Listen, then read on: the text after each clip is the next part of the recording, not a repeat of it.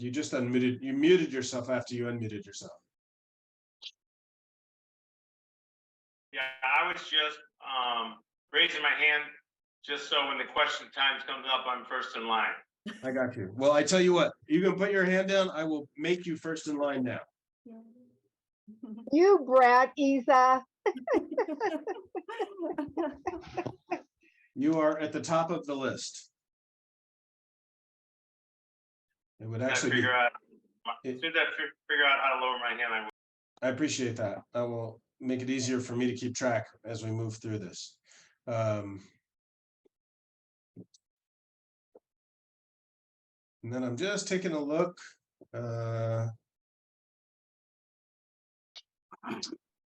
Let's see here. So what we're going to do now is 5:35. I see we're joined by Mayor Mahan and Councilmember Sergio Jimenez.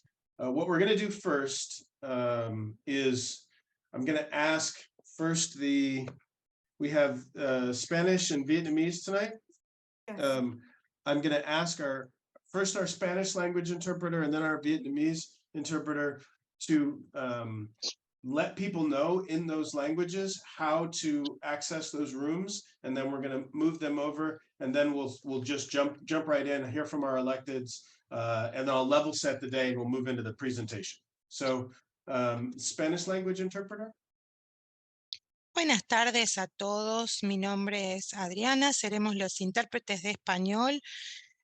Sean todos muy bienvenidos a esta sesión. Va a haber mucho tiempo después para preguntas y respuestas. Si nos tenemos que quedar un tiempo más, nos podemos quedar. Y si se hace muy largo, quizás reprogramemos y hacemos otra reunión más. Por ahora, por favor, van a ver en la parte inferior de su barra el pequeño globo del mapa mundi, el globo terráqueo, el mapa mundi, y van a poder elegir el idioma español. Si es que quieren escuchar la sesión en español, en un momento más va a aparecer ese icono debajo en la pantalla. Si están en un teléfono celular, van a ver 3 puntos y si hacen clic, si tocan la pantalla en esos 3 puntos, van a poder ver el mapa mundio globo terráqueo que los va a dirigir a poder elegir el idioma español. Muchas gracias. Thank you very much. And now we'll hear from the Vietnamese interpreter. Xin chào, đón quý vị tới buổi họp mặt trực tuyến trong ngày hôm nay. Tôi là người dịch tiếng Việt, Phương Anh, và đồng nghiệp của tôi là Quy Đào sẽ hỗ trợ quý vị trong ngày hôm nay. Để chọn chức năng phiên dịch, khi chức năng phiên dịch đã được bật lên thì quý vị hãy làm như sau. Hãy tìm nút phiên dịch có biểu tượng quả địa cầu trên khanh công cụ phía dưới màn hình Zoom. Và sau khi đã bấm vào nút này thì hãy chọn tiếng Việt. Thì biểu tượng ngôn ngữ của quý vị sẽ thay đổi và quý vị sẽ nghe được bản dịch bằng tiếng Việt. Trong trường hợp quý vị dùng điện thoại thì hãy làm như sau. Bước 1, hãy bấm tham gia âm thanh Join Audio và bấm gọi qua Internet, Call over Internet. Bước 2, bấm vào dấu 3 chấm. Bước 3, bấm vào phiên dịch ngôn ngữ Language Interpretation và bấm chọn tiếng Việt rồi bấm nút Done. Xin cảm ơn. Thank you. Thank you very much. And then Suda, I'm going to ask, just like all of the other community meetings that we've done in advance, if you could start the recording, that would be great. And then we'll get started. Brad, I see your hand, by the way, and we will make a point. I've added you as the second person on the list for questions. I'll give a basic run of show in just a second. Yeah. Go ahead, Suda.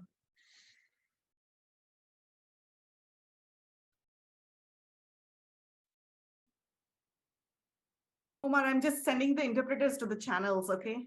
Yeah, no problem. So for those just joining, we are going to just start the recording, and then we'll hear briefly from 2 of our elected officials. Mayor Matt Mahan has joined us, and Councilmember Sergio Jimenez has joined us, and they'll have a chance to speak.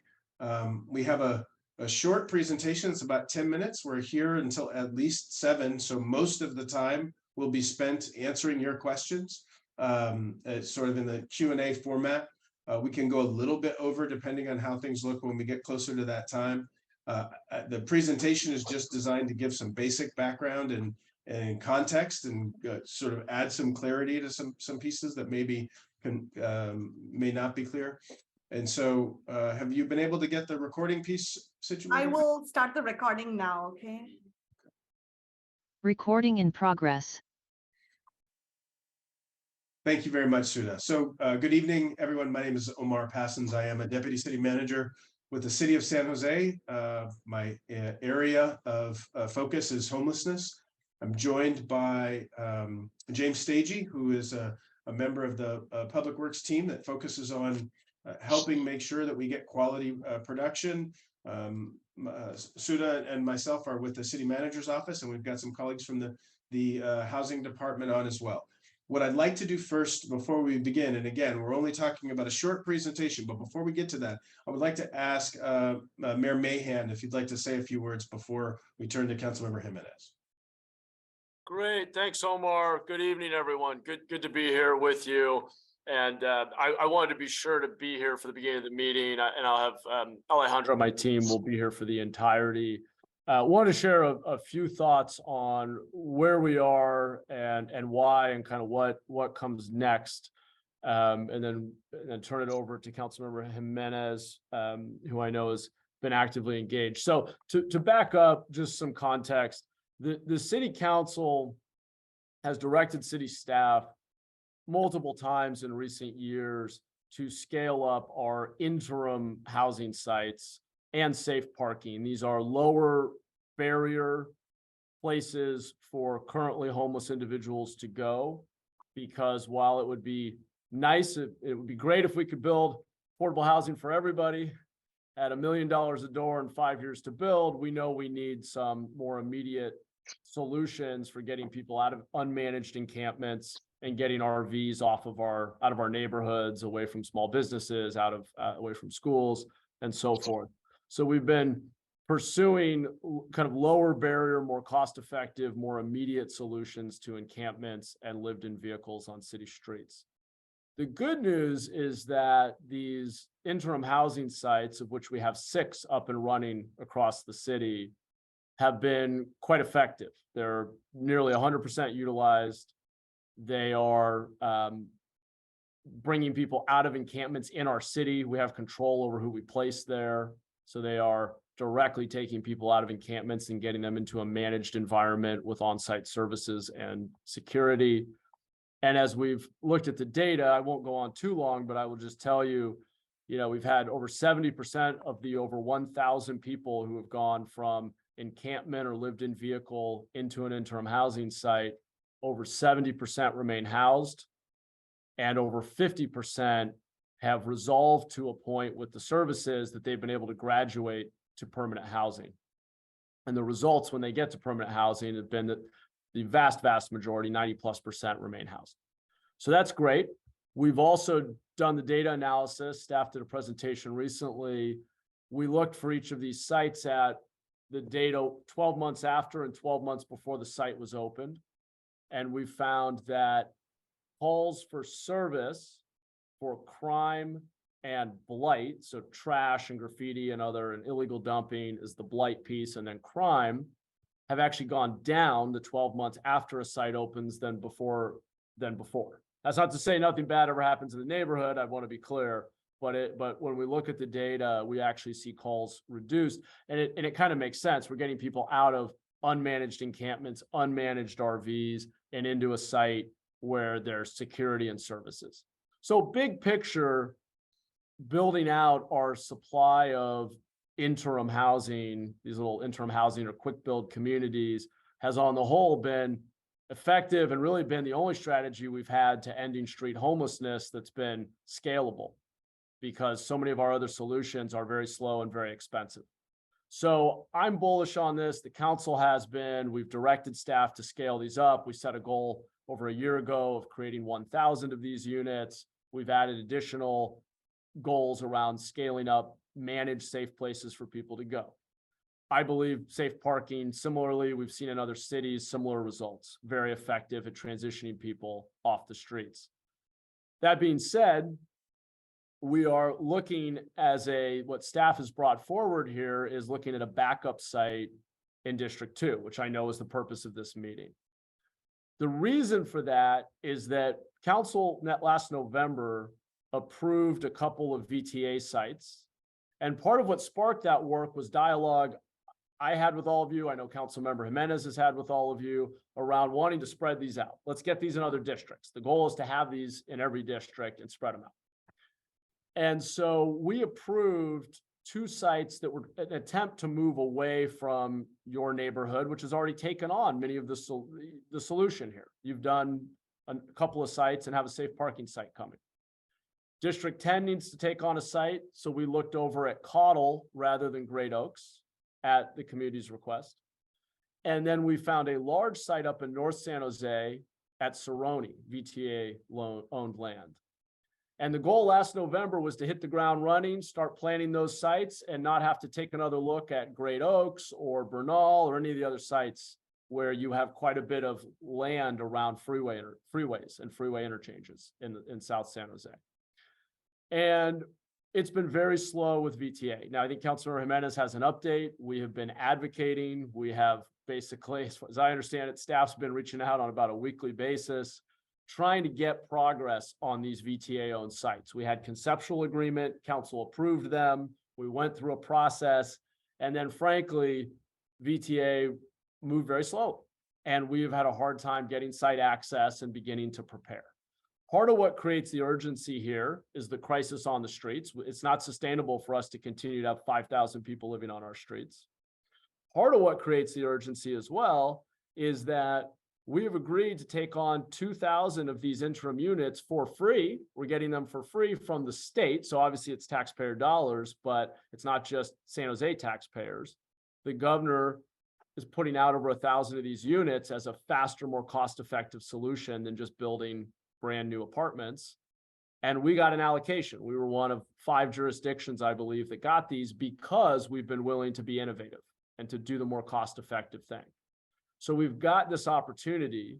We've got to create basic shelter and treatment centers and places for people to go and safe parking sites. And our preference is to put them up at Cerrone. But we have had so many delays and made so little progress with our partners at VTA and opening up that site that staff, to meet the direction from council, is looking at alternatives. And so Bernal is on the list. So that's what brings us to this meeting. I just wanted you to have the context on, we're committed to scaling up interim housing. We've got free units coming from the state to help us do that, which a lot of other cities are not getting. They're having to pay for them themselves out of their own local dollars. And we want to do these at Cerrone. And with your help, I think we can get VTA on board to let us use a big site up in North San Jose. We've got a site we're looking at in District 9. We've got other sites we're looking at. So the goal is certainly to spread these out as much as we can. We recently opened a site near downtown in the police station parking lot just north of our downtown. So we are absolutely working hard to spread these out, but we do need to keep scaling them. And when staff is told you got to go hit a target and we're going to hold them accountable, and I'm all about accountability. I think that our pay should be tied to results. They've got to have backup plans. And right now, Bernal is the best backup plan to Cerrone because of its state-owned land, it's large, and it could take on the 200 units. So I probably already said half of what Omar was going to say. I'll wrap it there. That's where we are. From my perspective, we could use your help to get some of these other sites in other parts of the city unstuck because the land is owned by other jurisdictions and we don't have control. We need our other elected bodies to work with us so that we can spread these out. So I really appreciate how engaged you've been. I really appreciate that District 2 and that part that is now District 10 down there has taken on part of this solution to homelessness. You all have been good neighbors and really collaborative, and I appreciate that. And let's work together and see if we can not have to use the backup plan, because I know that's everybody's preference here. Okay, Omar, I'll pass it to you or Councilmember Jimenez, but thank you for the opportunity to say a few words to the group here. I appreciate it. Thank you, Mr. Mayor. And for everybody that's joined since we got started, my name is Omar Passons. I'm with the City of San Jose. We are going to have a short presentation and then spend most of the time with your questions and answers. So unlike maybe sometimes you get a presentation and you're there listening to, somebody like me talk for a whole hour, that's not going to happen. I'm going to do a short presentation after Councilmember Jimenez speaks. And then once you have that information, we're going to go to Isa and then Brad and then take questions from others as they come in. So just wanted everybody to level set. Thank you very much. Councilmember Jimenez. Yeah, thank you for all that information, Mayor, and welcome all the residents of District 2. And I certainly see some former residents of District 2. I know Isa is now in District 10, but used to be one of my constituents. Glad everyone's here. I did expect this to be a high turnout meeting. I see about 89 folks on. Obviously, this is a topic of interest. There's a few things I wanted to share. The first one is just simply that I agree with the sense of urgency that the mayor has stated and has mentioned. I totally agree with that. I was amongst the council members that voted to prioritize these concepts, right, to move forward, and certainly understand the importance of getting the folks off the street.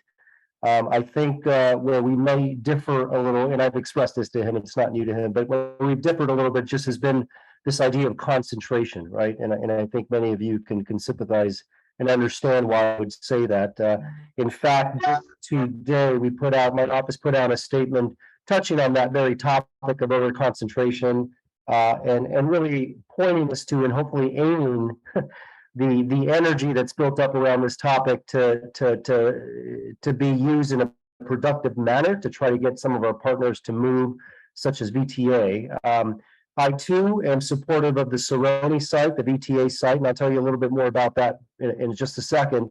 In addition to the District 9 site, which the Cherry Avenue site, both of which council members in those respective districts are supportive of. And so this is exactly, in my mind, what we asked and what I've asked time and again in a very public way, in private spaces, for other council members to step up. And really, this is the opportunity to do that. And so we certainly are going to need your help to try to get us moving in the right direction.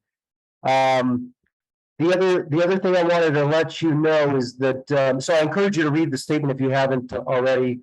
Similar to the mayor, I'm not going to be able to stay on too long, but Helen Chapman from my team is going to be on. And I'm sure, this is being recorded, so we obviously are talking to Omar quite frequently. Earlier today, I had a meeting with essentially the director of real estate for BTA, Ron Golem, about the challenges on their end as it relates to opening the doors for us to actually move to the Seroni site. He cited a few things. One is general anxiety by VTA employees around security, which, as you can imagine, after the mass shooting that occurred, there's just a heightened sense of security for the employees there. I think very generally those are legitimate, but specifically to this site, I'm not sure that naturally plays out in the way that I think it should. And so we're going to push back on that. The other is a mention of the VTA bargaining units, essentially all the employees that have asked what VTA is doing about housing some of their employees that after a long shift, they actually have to drive all the way back to the Central Valley and other such places. We discussed that. I think we're starting to get to the root cause of some of the challenges.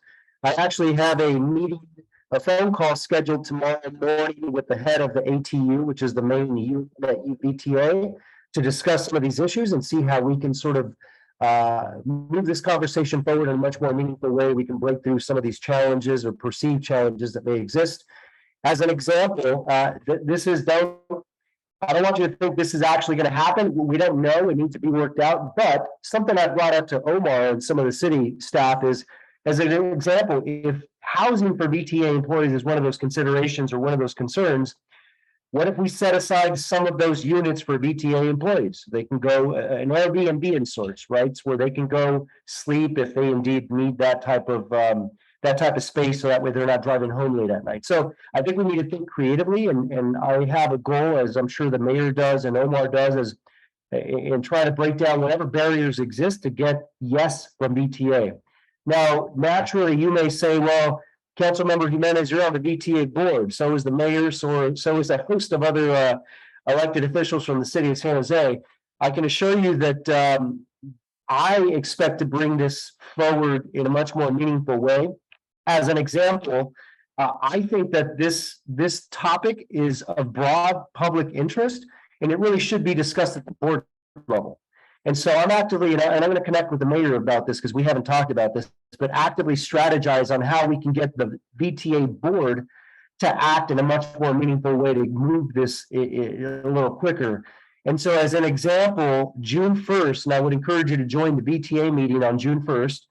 And I'm not going to be there because I have a graduation to go to, but the BTA meeting on June 1st is going to be held. There's going to be a space for public comment, and I encourage you to call into that BTA meeting. We can certainly provide you the information necessary to do that.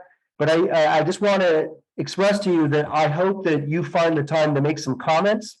If I had to give you a piece of advice, the comments for all the community members on the call should be constructive, should be positive, should be around sort of, South San Jose, certain parts of the city, in my mind and your mind, have stepped up, have worked through this. There's other council members that are willing to step up, and we need BTA to step up now. And so even if it takes us, maybe the mayor and I bringing forward a referral to have the whole BTA board discuss this topic, because I think there would be support for that potentially. And so just wanted to let you know some of the things that are happening in the background, provide some context, so that way when you're thinking about this, you know that there's people working in other spaces actively trying to move ahead, I think, in the direction we all want to move. And so I'll stop talking. Thank you for being here. Appreciate your participation or engagement as always. And be kind to the city staff. I think they're doing what we as elected asked them to do. And just know that they have the best interest of the city in mind, and that's essentially what they're doing. So big kudos to all the staff that's moving this forward. So I'll shut up. Thank you, Omar. Appreciate it. Thank you very much, Councilmember Jimenez. And for those, several people joined during the remarks from Councilmember Jimenez and from Mayor Matt Mahan. Just, I think probably the most important point to reiterate for this group is we're here to talk about backup sites or the alternatives in case our preferred city sites for some reason do not work out, because we're not getting some of the direction and haste and urgency that we really want around a site in District 4, which is not in District 2, and a site in District 9, which is not in District 2. What I'm going to do now, just so everyone has a common sense, a common frame, we've got about a 10-minute presentation, and then the rest of the time will be spent doing questions and answers. I already had a couple hands. I will do my best to make notes when I see hands go up so that I get people in order. Your patience is appreciated. This is not going to be a long presentation, because we know that as members of the community, you want information, but also some of you actually would like to make sure that your voices are heard here and in other spaces. The two things I would ask when we get to the Q&A portion is, please remember, if not, I mean, this is my job, James' job, Sudha's job, Marcus's job. So we can stay as long as we want to. We also want to make sure that your neighbors, your friends, your colleagues who want to say something or who want to ask a question get a chance to. And that becomes hard if the questions turn into lengthy statements as opposed to questions. We really want people to have a chance. Michael, I saw your hand. I'm writing you down as well, just FYI. So you're third on the list when we get there. I'm going to go ahead and share the screen and get us moving. And then, as I said, we'll stop in about 10 minutes and switch to questions and answers. So just a second.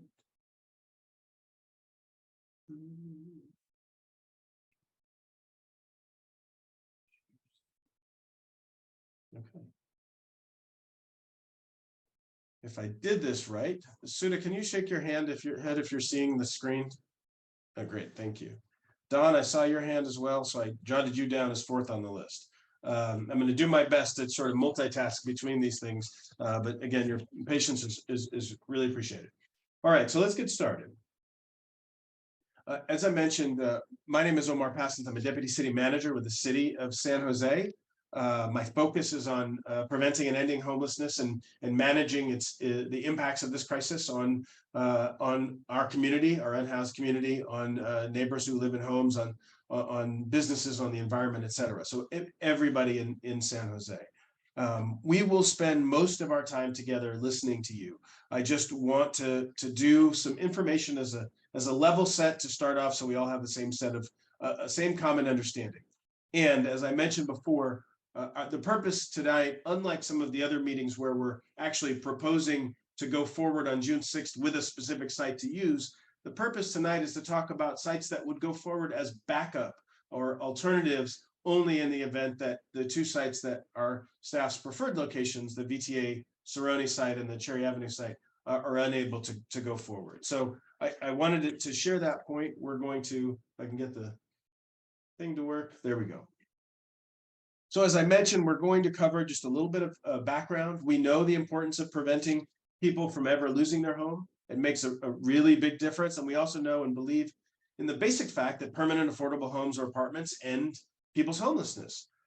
Today's presentation focuses on another urgent need in the city of San Jose: temporary places where people can get in and receive support while they're getting help to get to a permanent option. That's what emergency and urban housing efforts are designed to do. As I mentioned, this presentation will be short. We'll cover some background. I'll explain that state initiative. You heard Mayor Mahan mention units. Just a quick clarification. It's City of San Jose is going to get 200 units. The state is paying for the design, the purchasing process, and the construction of those units. So we can talk through that a little bit. We'll share our preferred options, which I mentioned. We'll explain the Bernal backup sites, and then we'll switch to Q&A. So that's the general run of show. This slide that I put up, and for those that are just joining, my name is Omar Passons. I'm with the City of San Jose.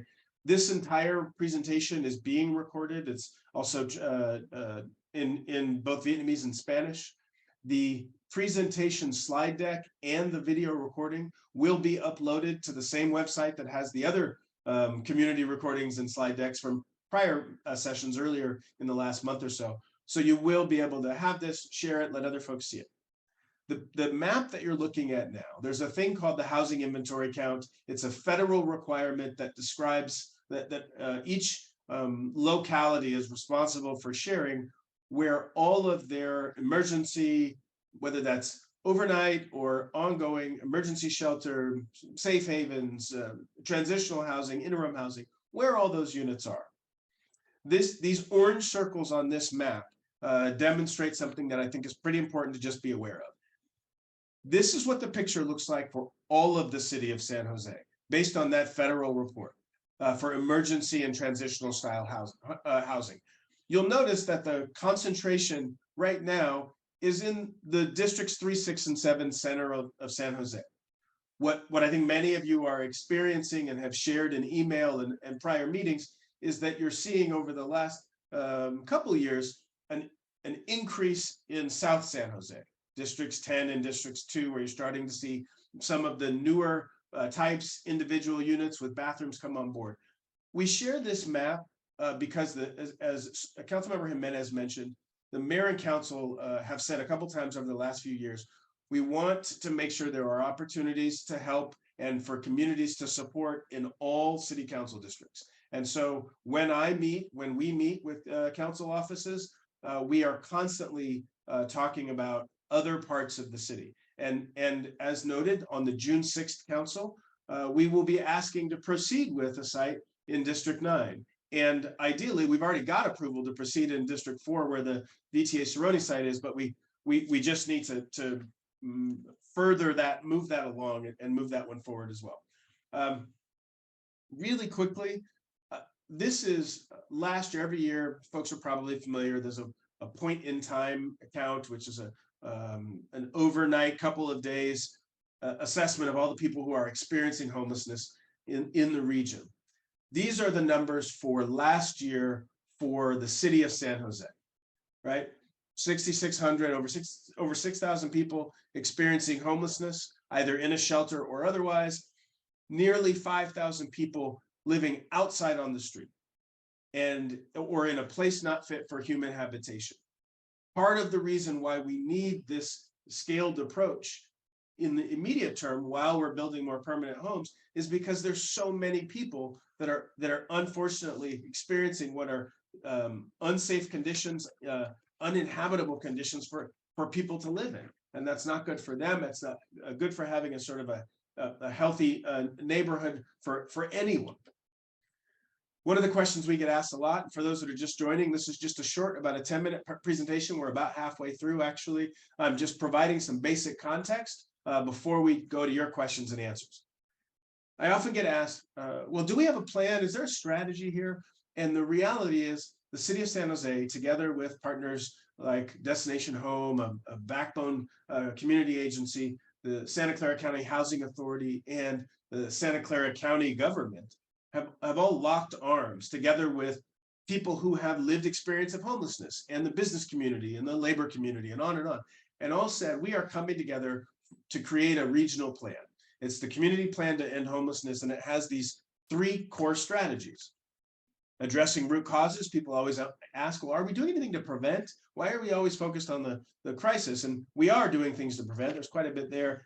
Most of our time today, this one is in that 3rd bucket, that 3rd strategy about improving quality of life for unsheltered individuals and creating healthy neighborhoods for everyone. That's what that community plan drives to. And these solutions, Joe, I see your hand as well. I'll put you after Dawn. These solutions are part of that strategy. A couple nuggets that often people don't get to hear, and so they don't know about. This data was released by our regional, one of those regional partners from the supportive housing system, and it shows that over the course of this community plan to end homelessness, over 9,600 people have gotten into a home. And even though that's a county-wide statistic, 84% of those people have an affiliation with the city of San Jose. So we are getting support from Santa Clara County, from your mayor and council and your own resources, from a wide range of sources, and it's helping house people in significant numbers. The problem, and probably what many of you experience and wonder, is with all those people getting housed, why does it feel like things are getting worse? Or why can't I sense that? This slide I'm showing right now presents a really important picture. What you can see is sort of 2 bar charts, right? And it's about the difference of the speed with which people are experiencing homelessness and the speed with which we actually can get people off the street. And so the point to know is in 2019, right? You have a look and you can see that the rate was 2.5 people experiencing homelessness for every one who got housed, right? That math does not add up. So even if we house thousands of people, there's still more behind them. Similarly, 2022, what you can see is that rate has come down. Now it's 1.7 people for every one that we help get housed. We need to keep pushing on prevention, on permanent housing strategies. Those help people stay in their homes, but we still haven't gotten that number below 1 to 1. So it's part of the context. And just for everybody that's joining late, we're just doing some background information. We're going to talk about the preferred sites, which are not in District 2. We're going to talk briefly about the Bernal sites that are backup sites that are backup for consideration, and then we're going to go to questions and answers. But one more slide before we do that. This is a snapshot. If you think about the ways that a community addresses homelessness, there are prevention solutions, there are crisis response, and then there are things that actually solve and permanently end a person's homelessness. And so this graphic provides a little snapshot so that you could get an understanding of what happens. And you can see that when we help people before they lose their home, over 96% of them stay in those homes, right? That's a good strategy. On the other end, for solutions, we know that permanent housing, and this is true regardless of how sick somebody might be, no matter their health conditions, with proper support, if we build solutions that are appropriate for an individual, over 95% of people actually remain in those homes. So it's a really effective solution. And what we're talking about today, that crisis response, the reality is there are thousands of people that are living, unfortunately, on our streets. And what we know is that many of them, when they get into these solutions, these opportunities, they remain off the street, which is a step towards being able to get permanently housed while we're building that additional supply. So what happened? You heard Mayor Mahan and Councilmember Jimenez say, well, we've got this opportunity, right? Staff, myself, my colleagues, we were directed by the mayor and council. We want you to scale up this interim housing. Go out, find locations, work wherever you can. And then something else happened. In March of this year, the governor made a large announcement, as you can see on this screen. And he said, look, we're taking this sense of urgency. And so you need to act now, but we are going to design, procure, which just means do the contracting, and construct units in all over the state in different communities. And San Jose is getting 200 of those. So we really need a willing property owner, and that urgency really demands action. And so with that as background, let's talk briefly about the preferred sites, the backup sites, and then we'll go to the community and I'll start answering questions. So this first site that you're looking at, it is what we've called the Cerrone VTA yard, right? And it's a very large site around the 237 in Zanker that was already approved by our mayor and council last year for us to proceed with interim housing. So we have the city council's approval. We just need to work to keep that process going with VTA and move urgently, like I said, so that we can work with the state's timing. And then the other site, and this one we'll be asking the council to approve on June 6th, is in District 9. It's near the Bass Pro Shop there off Cherry Avenue. And we did a community meeting like this one. There were over 90 people in that session, and they provided their input. There was a fair amount of questions, but generally positive interest in having a localized solution to help people get off the street while they were on their way to the next step. So those are the two sites that are our preferred for the state small homes initiative. And if we can get those sites moving with the same urgency that we have around all of our other sites, we think those are the better options. They're large, they allow for a diversity around the city in terms of where people are. Because again, there are unfortunately unhoused people all over San Jose, and we want them to be able to get that first step in a community that they're comfortable with, right? A lot of times I spend time going into encampments and I'll talk to people who say, like, I went to high school nearby, right? Or my family is nearby. And for whatever reason, like that's not a situation where they can stay with that family or that kind of thing, but they want to be in the community that they know. And this gives us an opportunity to help people do that all over the city and not in just one particular part of town. So I've listed this as alternative sites, whether you use the language alternative or backup. The point is the ones you just saw are the ones we want to use. But there are two sites off of Bernal Road, and the one with the red, you're all probably very, very familiar with this. These are the square footages, but there's one that's north of Bernal and one that is south. And they're large pieces of property. And part of the reasons that these became backup options is because they're owned by the state. So we've got the state on the one hand saying, we want to move, we want to help reduce unsheltered homelessness, and we want to do it now. And then saying, well, what's available to us? And so working with other state-owned property is a good option when we can't get support in the ways that we need in other places. So really quickly, for those that haven't joined, many of you know what emergency interim housing is. I'm just going to take about 2 minutes here, explain what that is for those that are new. This whole deck will be available after this, and then we'll move into question and answer for the next 45 minutes. So just a couple minutes left. So these sites, I have been to all of our sites multiple times, actually. They're quiet and well maintained. They provide a supportive alternative for folks. They align with that community plan to end homelessness that I mentioned. They are part of a whole solution that includes prevention, permanence, and some of these.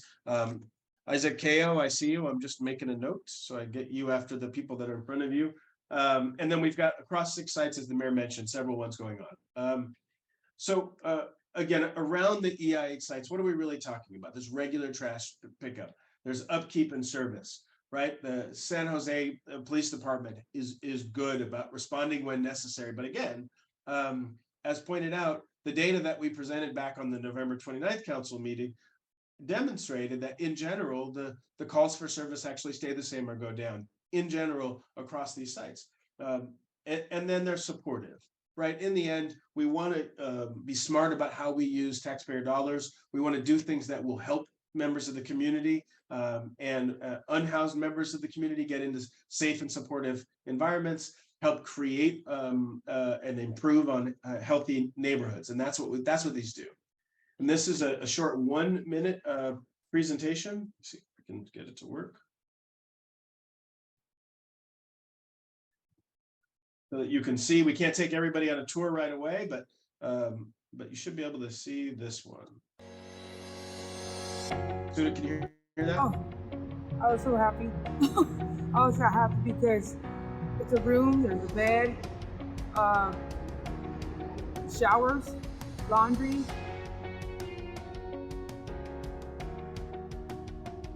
You know, for me, it's been great because I feel they're real helpful. If you ask them a question, it leads you the right way.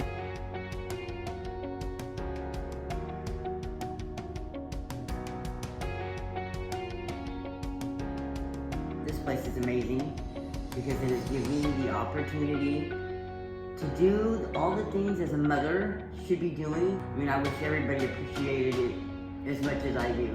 We have a home.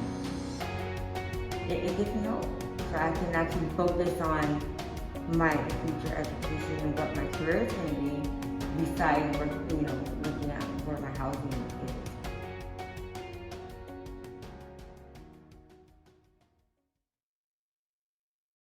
So the one thing I'll mention as we switch to your questions and answers is that video it's not staged, those aren't closed sites. Those are fully occupied current sites where people are living. We went to the sites, they keep them clean, they provide people with connections on site, and help them get to appointments and things of that sort. So I wanted to share that.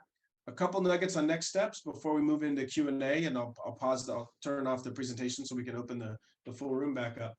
But we're going to City Council on June 6th.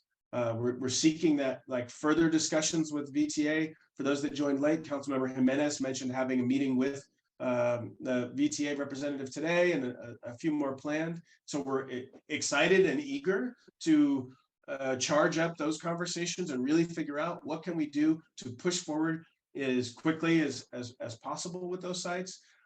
There will be sort of ongoing community conversations. This is not the end of the process. About the proposed designs, those types of questions. And then even once the project is going, we actually have a process of having neighborhood councils. So some of you have seen this email address before, EIH outreach at sanjoseca.gov. I will say that we do our best. Sometimes it takes a little while to respond. We do make a point of trying to respond to all of the inquiries that come in. I'm going to stop the share now. And I'm looking around. Looks like Isa has proactively taken himself off mute. Go ahead, Isa. Okay, Omar, I'm going to try to make this quick for other people to have questions. The first one is a statement. Rural Ferrari and Bernal and Monterey are the two EIH sites, and we've had our share of problems with blight encampments, parked cars, RVs in front of Rural Ferrari. That got cleaned up in the last couple of months. We still have a problem with Bernal and Monterey, and you just step out of the EIH and look across the street, you see many tents and encampments. You look to the right and you see RVs parked there and stuff. That's my statement, and I think that's important for the city to clean up, because then it won't be as hard for other neighborhoods to accept EIH. I think EIH is good. I like them, but it needs to be evenly distributed. And regarding your map, and I'm not getting on your case, Omar, because you know I can if I wanted to. I'm just saying that map is very deceiving, because when Councilmember Jimenez and Matt Mahan, when he was council member, and we talked about even distributing, we're talking about EIHs themselves. So when you put up, I'd love to see a map of where the EIHs are and how many are there, because we're going to be getting another 120 in rural Ferrari. And anyway, that's one thing. So that map's a little deceiving. So I'm just, my big question is, are we the dumping ground? Is this, half a mile circle, because we have a map that's out there about 2/3 of a mile of the circle of EIHs, with the two proposed ones, because there's another one in Villa del Oro that's not mentioned in this meeting that people probably don't know about. So I guess it concerns me is, since December, couldn't the city find any other property within San Jose to, use as a backup? I feel a little, put back, especially being the chair of the safe parking site. I'm trying to make it a positive thing for my neighborhood, and I'm getting slammed this week since Thursday because I'm talking positive. We got to help. We got to do our part. And so I'm trying to make a flagship out of the safe parking site. And now, we're dealing with 2 more EIH sites. That's one more last comment. I don't think these EIHs are dangerous. I did hear that because I did talk to, what's his name? Aaron Quigley on Friday afternoon. And I don't know if you talked to him, Omar, but he did not tell me this, but I did hear that the VTA site, the people there, they don't want their tools stolen or people going in there and destroying the buses and things like that. So it's almost like it's NIMBYism attacking the VTA organization. That's all I have to say. Thank you. Thank you. So I'm going to answer one of those questions. I'm just making notes because in the time since you were speaking, Gail, Stephen, Gail, Stephen, and Nita all raised their hands as well. So I just wanted to note I'm doing my best to keep in order so I can keep going. So there's 2 things I guess I would say. First, we can quibble with the map I provided, and for those that didn't see it, it'll be up on the presentation. I think it's useful for folks to be aware that the map, it's not, the purpose is not to deceive folks. It's that there are temporary homes, temporary emergency solutions all over the city, and that the newest, nicest, most well-maintained individual ones with bathrooms are all being, or not all, but many are being looked at in this South San Jose area. Doesn't change that there are also short-term units, and many of them in congregate settings and in other settings that are maybe less desirable in the middle of the city. So it's not intended to deceive people. It's intended to show a bigger picture of the total type of housing. But you did ask one other question that was more of a question around can we not find something else since December? Some alternative somewhere else. And I would say that Cherry Avenue is some alternative somewhere else, right? So it's not that we couldn't find anything, right? Like we're literally looking at other places, but bear in mind that announcement I showed from the governor's office was like end of March, and it's May 22nd. So part of this is like the governor steps forward and says, we want to lean in and help. And so the backup version, not the primary, not the preferred, but the backup version is a state-owned site. So that's really the answer is we didn't have 6 months to go continue looking. So Isa, I want to go on to the next person that's waiting. And that is Brad.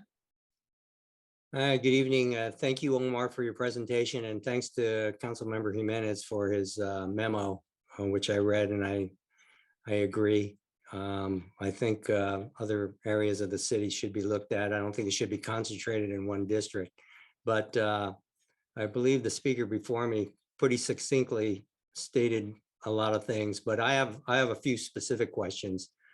And of course, the devil's in the details. I understand that the state's going to provide the funding for the actual units, but who's going to provide the funding for the ongoing maintenance and the management?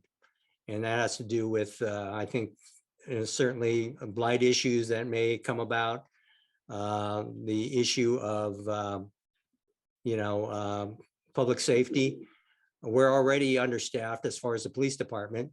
How will this impact services from, the taxpayers, the ones that normally might call the police department? Will that impact the fire department?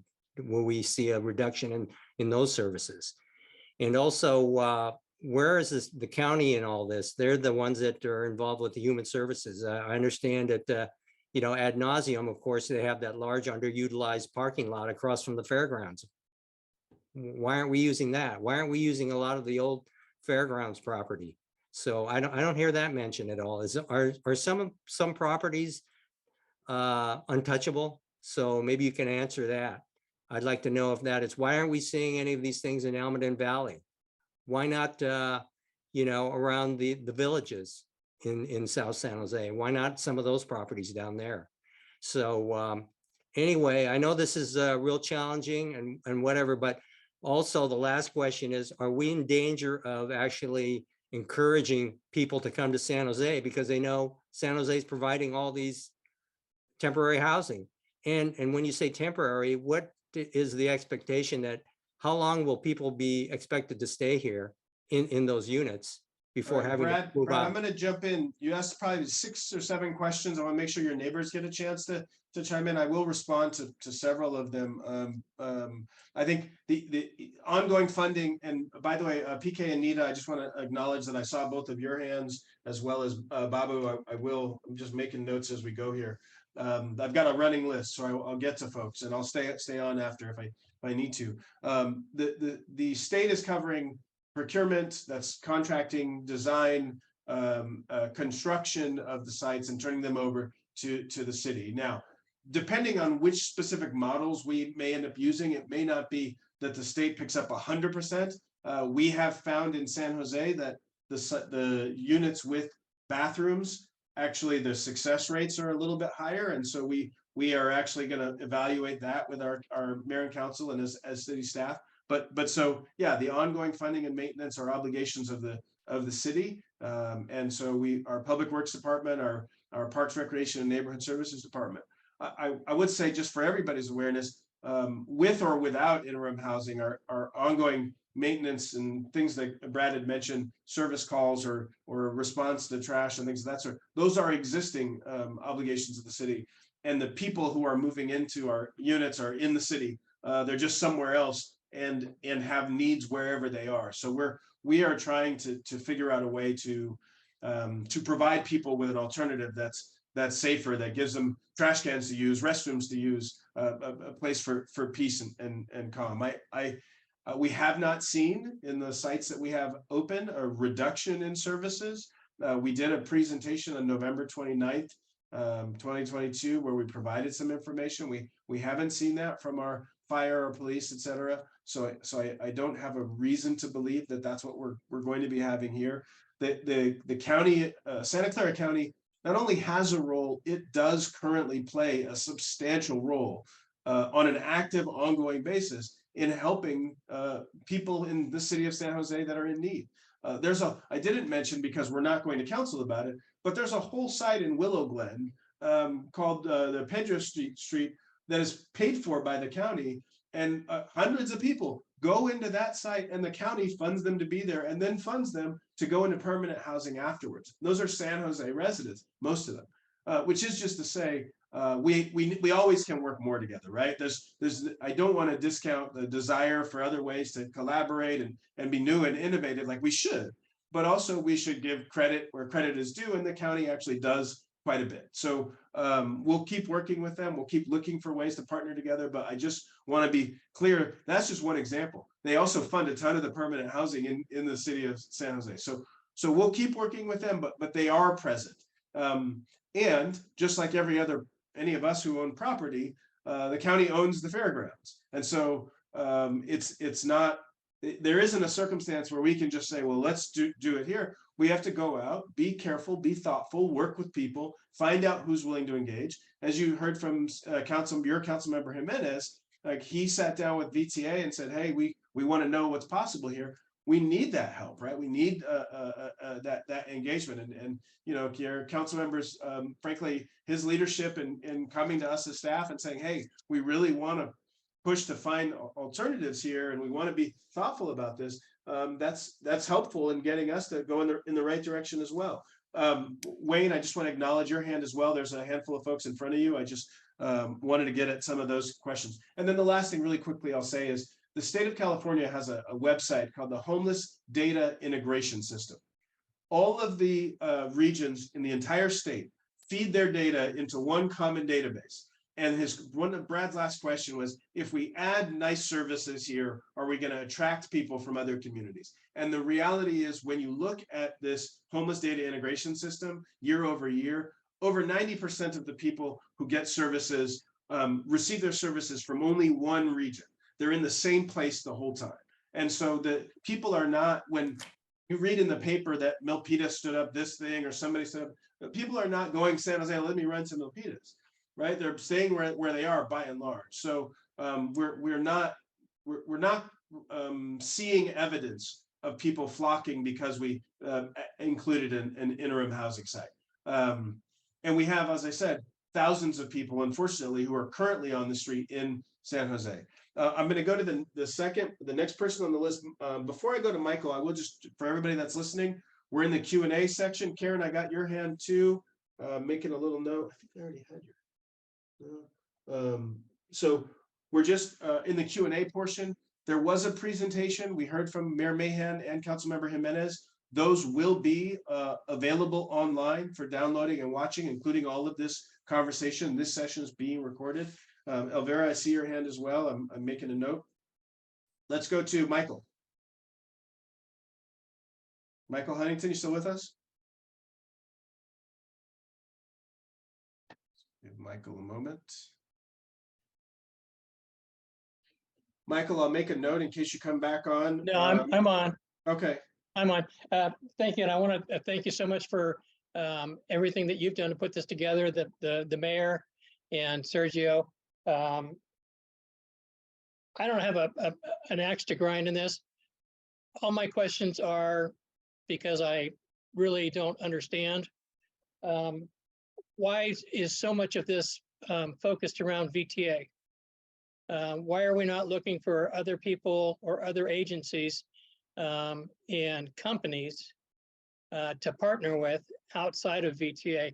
If VTA isn't coming to the table with things that are of interest to them, then apparently they're not interested in working with the city.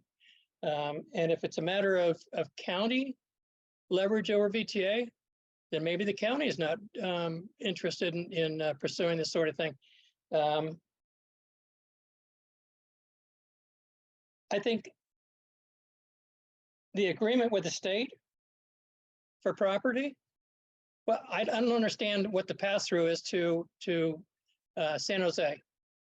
We've talked about how the state will pay for pretty much the logistics of the program up until the point of its turnover to the city.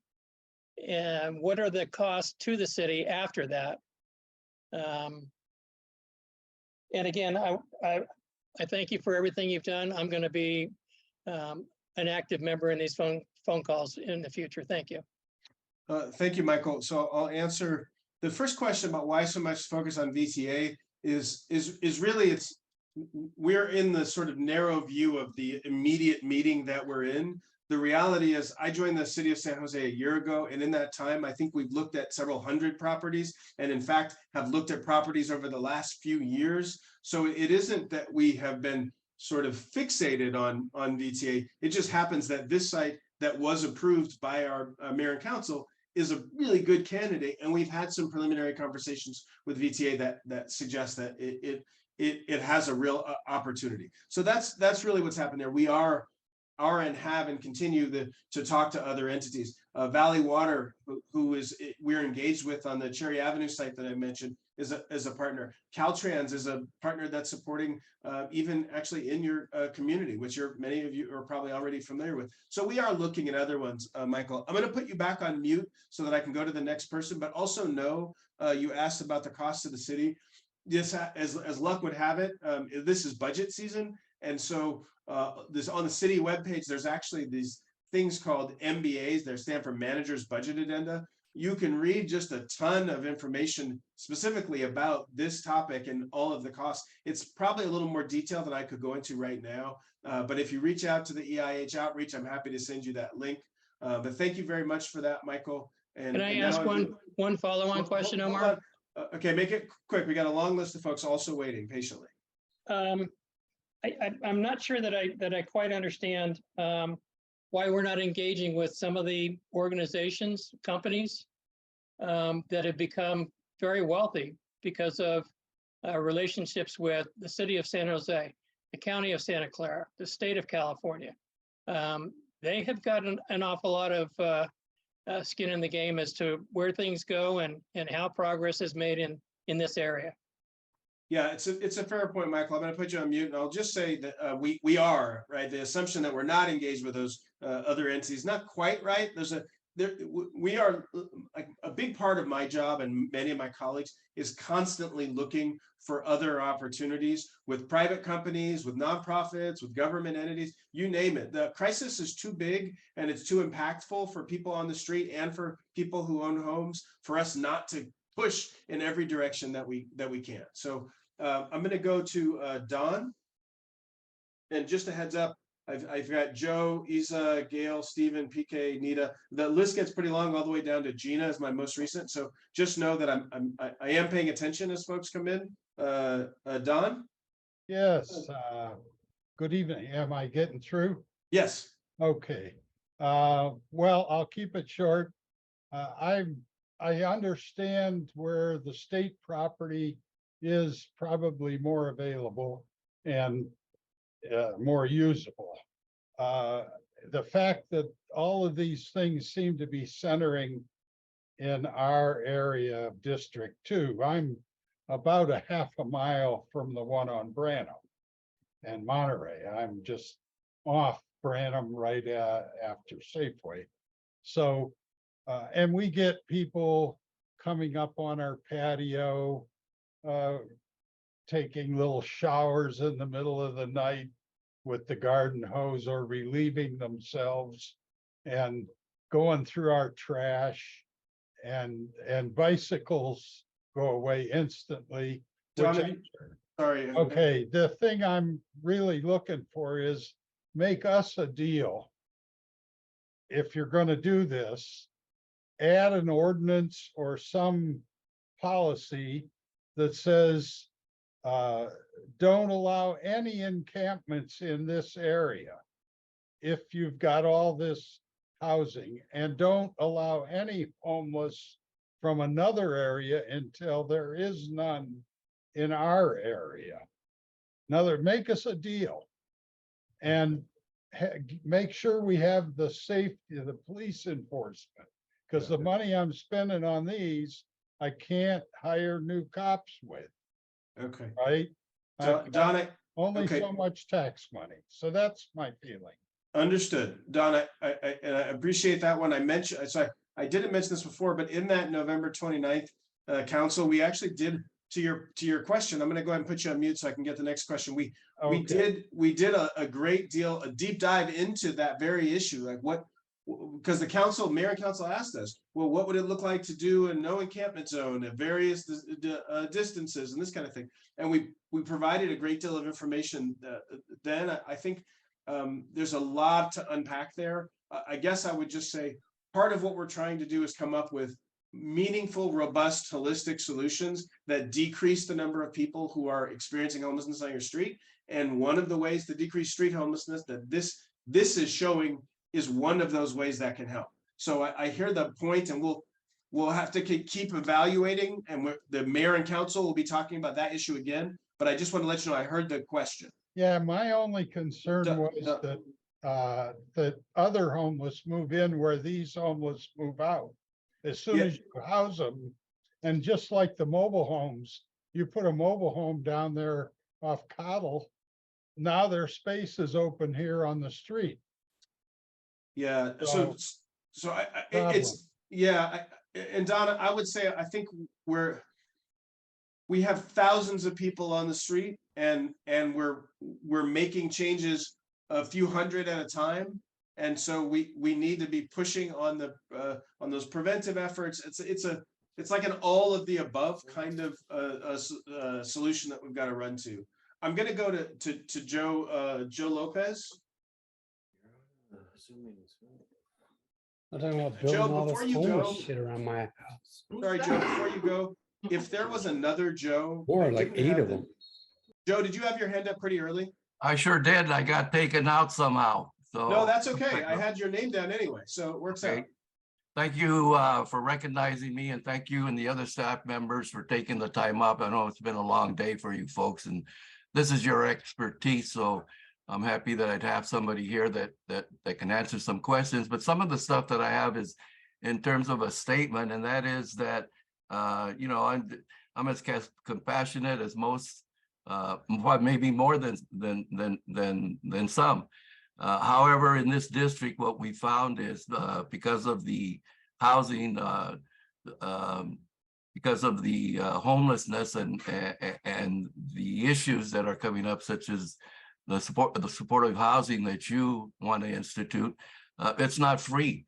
The cost for supporting housing for 200 units, you're looking at $130,000 per unit per year at a cost of $26 million just for that one location. That's 130 police officers that we could fund. There's no way we can continue to sustain on the larger level these kinds of programs because we're going to run out of money. The other part of this is the district has now become overrun. No matter how many people we've taken off the street, we continue to have people with severe mental health problems slipping through the cracks because they're not being taken in by these controlled environments. You have to conform and deal with certain rules and regulations, of which the people that are really severely disabled and have mental challenges are not able to Joe, do you have a question to ask? I'm just mindful, you've got like 12 neighbors who also have questions. So I wanted to see if you had a question. Well, let me get to let me get to the bottom of it. The bottom of it is that I don't see in the long run how we're going to be able to continue to take people off the streets given our current policies. So getting back to my original question about the cost, and you were asked about it previously, you're looking at $26 million at a minimum for those 200 units. If people get sick, that's a bigger cost for those particular per house because they're going to Valley Medical Center. So my question is, can you find other areas to do the supportive housing? Because we are quite frankly overrun in the district. And that's my last comment. Okay, thanks, Joe. So just a level set, and we'll provide some more information for folks. We'll put it on the website. I mentioned this budget season, so there's some managers' budget addenda actually coming out that explain the cost. It's the cost of a 100-unit site to operate is not anywhere near 26 million. It's a little closer to about 3 million a year. It's still a lot of money. That's not, I mean, I don't want to sugarcoat it. That's an expensive solution to provide ongoing services. But 26 million and 3 million are very, very different. So just so folks know, we have the budget numbers. You'll see them when they come out. You can scrutinize them. It's all very public, which is the benefit of the city. So and then we continue to look in other areas, as I mentioned, and we'll keep doing that, Joe, to keep looking in other directions. And so I'm going to go to Isa. This is no. Is it Isaac Omar or? Oh yeah, yes. I'm sorry, I can't read my own handwriting. Yeah, one minute, 1 second. Sorry.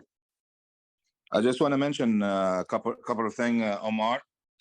I want to reiterate what Isa said. First of all, the map presented in the beginning is misleading. It combines EIH with overnight shelters. We are mixing apples or oranges.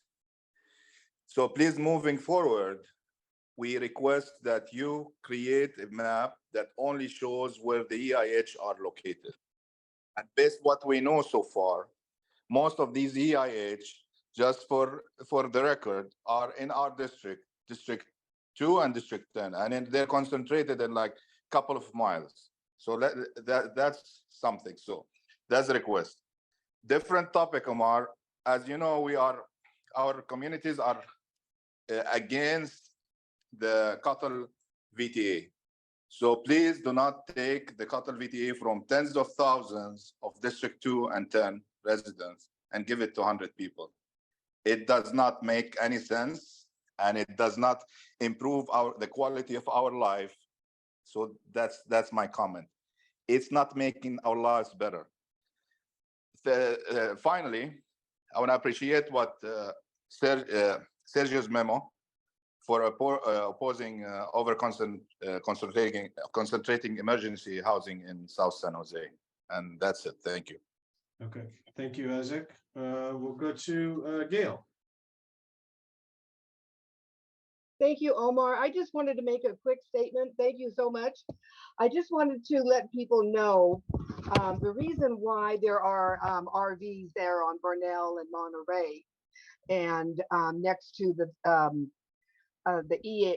EIH on Bernal is because of the VTA safe parking is 4 months behind schedule. So because of the city and what's been going on, they're 4 months behind schedule. So that's why people are waiting to get into that site. It is pretty clean. I've been out there a few times. It was a mess in the beginning, but it is pretty clean. And all people want to do is be safe, get into that VTA safe parking, and let's get it going.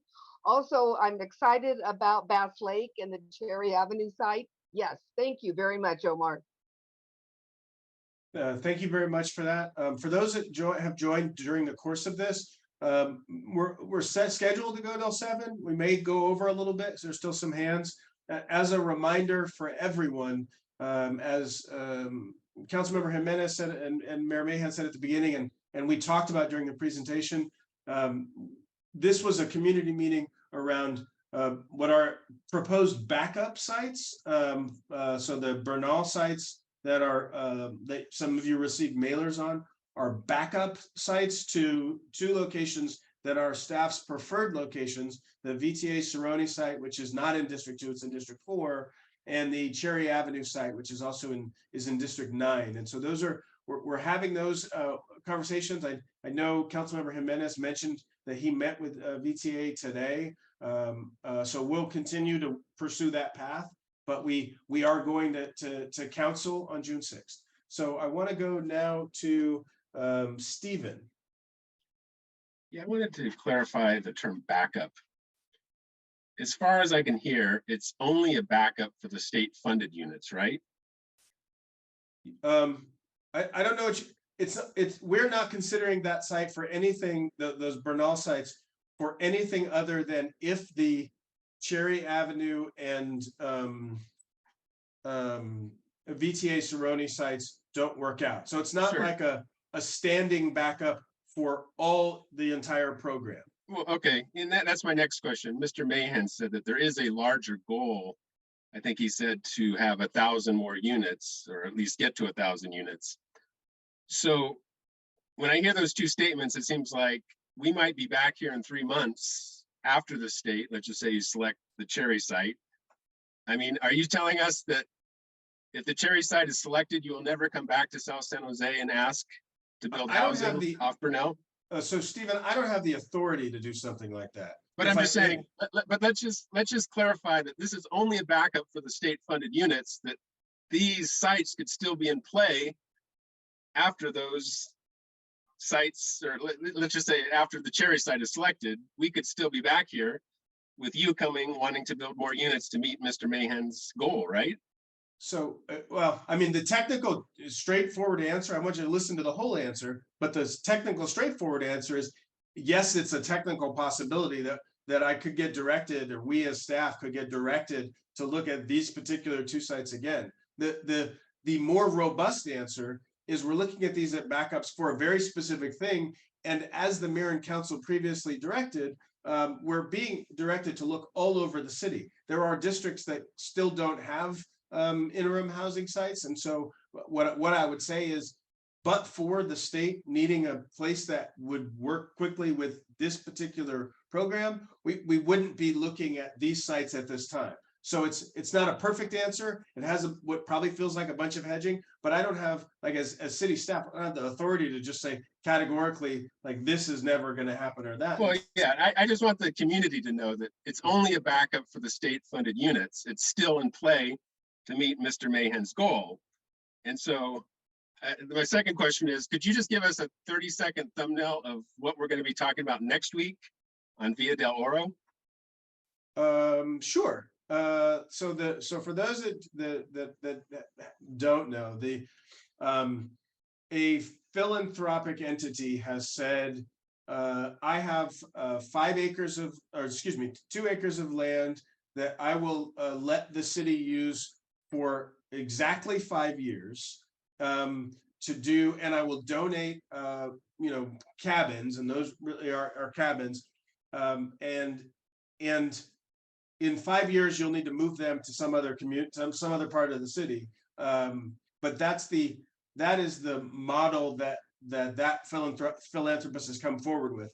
And so what we're talking about next week is what the council action would be on the 6th about that Via del Oro site. And what it is, I want to be really clear about this. The council action at this point for that Via del Oro site just gives us the ability to then go do the necessary cost benefit analysis and come back to council with that, but so that the council can weigh whether that site will work. We don't know yet. What's How many that? units? How many units? It's not certain. It's between 70 and 100. It's fluctuating based on how the site is designed. The site design is not finished yet. There are some issues related to how much parking and how that impacts the number of units, and also the overall cost. But again, the big picture, the biggest point is the action that's before the council on the 6th, or will be before the council on the 6th, is not to actually do the units at that site. It's to approve moving forward so that we can go ahead and look at, like, do the evaluation on cost benefit, get our public works department to analyze that site. So that's what we're going to talk about next week. All right, I'm going to go to PK. Hey Omar, how are you? Hello. Yeah, it's been a while since we talked. So Omar, no, thank you for the presentation. Just wanted to let you know that, Matt, I've been in touch with Matt for almost 4 or 5 months, and we do support some of the initiatives he's taking it. So we are supportive of this, the new 204 apartment community you're coming up with. But the challenge is, remember last time I gave you a tour to those impacted locations. There are 4 quadrants, the low on Monterey and Cottle. While that has been cleaned, I don't know if you did get a chance to look at afterwards. Nothing has changed, Omar, to be very fair. I mean, I know you talked about within a mile radius, you'll not have any encampment, but the reality today is if you go on the Monterey EIH, just across the road, you have 7 or 8 encampments, right? If you look at, and I keep talking about the help we need or amenities we need in terms of keeping the neighborhood clean and keeping the blight away. And you won't believe, you should look at the call 311, records in terms of the blight, this region, this neighborhood is dealing with. So my question is there any way you can help? If you look at the weeds, for the first time in the last 7 years, I've seen this grown so big, and for months, nobody has looked into that. So my request continues to be that while you get the support of our community, the basic request we all had was to keep the community clean. And my request is, I'm not looking for an answer right now. Please look into the region again, look into the neighborhood. There are tons of areas that needs cleaning. So please look into this and help us address those situations. Thank you, Pankaj. I'm going to put you on mute. I will say one thing for everyone's, just for clarity's sake. I have not said and would not say that we were instituting a 1 mile encampment zone in any community. That in fact, we went to council to present information about this back in November. So I know that there have been various community members that have raised that issue and a desire for that. And there's a pretty detailed set of analyses around what the challenges are with something like that, and why there are other solutions that we're really working towards. But I just want to be clear about that point, because we did meet, and I appreciate the tour, and it's good for me and for our colleagues in our departments who are out there in the field to get these opportunities to get out into the community. So I appreciate that. I want to go to Nita. And then ER, I just noticed yours as well. So I've got you at the bottom of our list now. Nita? Hi, this is Madhukar. Nita is my wife. I'm using her Zoom account to dial in. So okay. Thank you, Omar, for the presentation and having this meeting with the community. I had two points, right? One is, this is a point raised by Isaac and Michael and a few others as well. When I look at your map earlier about the distribution of the EIH sites across the districts, not the number, but the number of residents, the number of people who would be housed, not the number of EIH sites itself, the number of people who would be housed is disproportionately large in districts 10 and 2. So you need to really look at how many people are we sort of placing in these districts, often very close to each other. You mentioned the 1 mile radius. I think if you place too many residents within a short distance of each other, it's sort of not very helpful for them as well as the city services that need to get to them and so on. So you need to look at distributing the housing, the size of the housing units, the number of people who would be housed across other districts in the city. You mentioned there was a particular district that had none. So why are we sort of focusing? I think everything else aside, you need to be sort of fair and in terms of distributing these sites across the city. Also, it's a good thing that we are able to provide money and resources to house the unhoused. I think that's a good thing for the city to do. It's just that the good deed need to be spread out across the city. And second point is, so first point specifically for you is to sort of point out to us a map showing the number of units, the number of people who would be located in the various districts. The second point is we should not use large community sites like the VTA, because the VTA is meant for people to cut down, do public transportation, therefore cutting down on people driving to work and other activities, right? We're trying to cut down traffic and gridlock and not solve that problem, help sort of make that problem worse by using the VTA sites or solving another sort of issue with the homeless sites. So that's the second one. And third one, I want to get an update from you where we are with the Cottle Road VTA site to be used. Is that sort of now in the back burner? Is that not being considered? What is the status there? Okay. Because that is another site that is also within District 2 or 10 in the South San Jose neighborhood, within a couple of miles of other large sites here. Yep, thank you for that. So I'm going to put you on mute. I will answer your questions, or the one question you had. I understand the desire. Oops, sorry about that. I think I messed that up. Or not Madhukar, but in any case, we are not asking the council to take any action as it relates to the Cottle site. And we are not, the conversations that we're having right now are focused on the VTA Seroni site. As you probably recall, the council approved both the Cottle and Seroni sites, but I would say that as the part of the team focused on trying to help deliver emergency interim housing production, we're really spending our time on the Seroni and the Cherry Ave sites, and then a couple of other things that are not in South San Jose, regardless, and the Via del Oro one, because the philanthropist came to us. So that's where we are on that one. Chaitanya, I see your hand. There's a few in front of you. I just wanted you to know I did see your hand. So, and I did also, I want to say to, I think it was Madhukar, to your point about a map of the units, like the number of people housed. That I mentioned earlier, the housing inventory count, the sort of federal government, we hope to get some additional data support as we move forward and have more people to be able to do some of these additional things that you're talking about. But I will just say, because some of you, you might have sometimes you get these really sophisticated people sit down with an Excel sheet and really, create something incredible. I will just say the housing inventory count that I shared a link to many of you on an email that I received. It's an downloadable Excel file that has all of the units of various types in the region. You have to figure out what's San Jose and what's not. But I think that information, we're in the process of adding that information. It just might not be something that we are able to add in the next, in the immediate short term. But it's something that's in our minds to work towards. So I want to go to Babu. Did you get back in? Can I just ask a follow-up question to that? Yeah, really quickly. Real quick.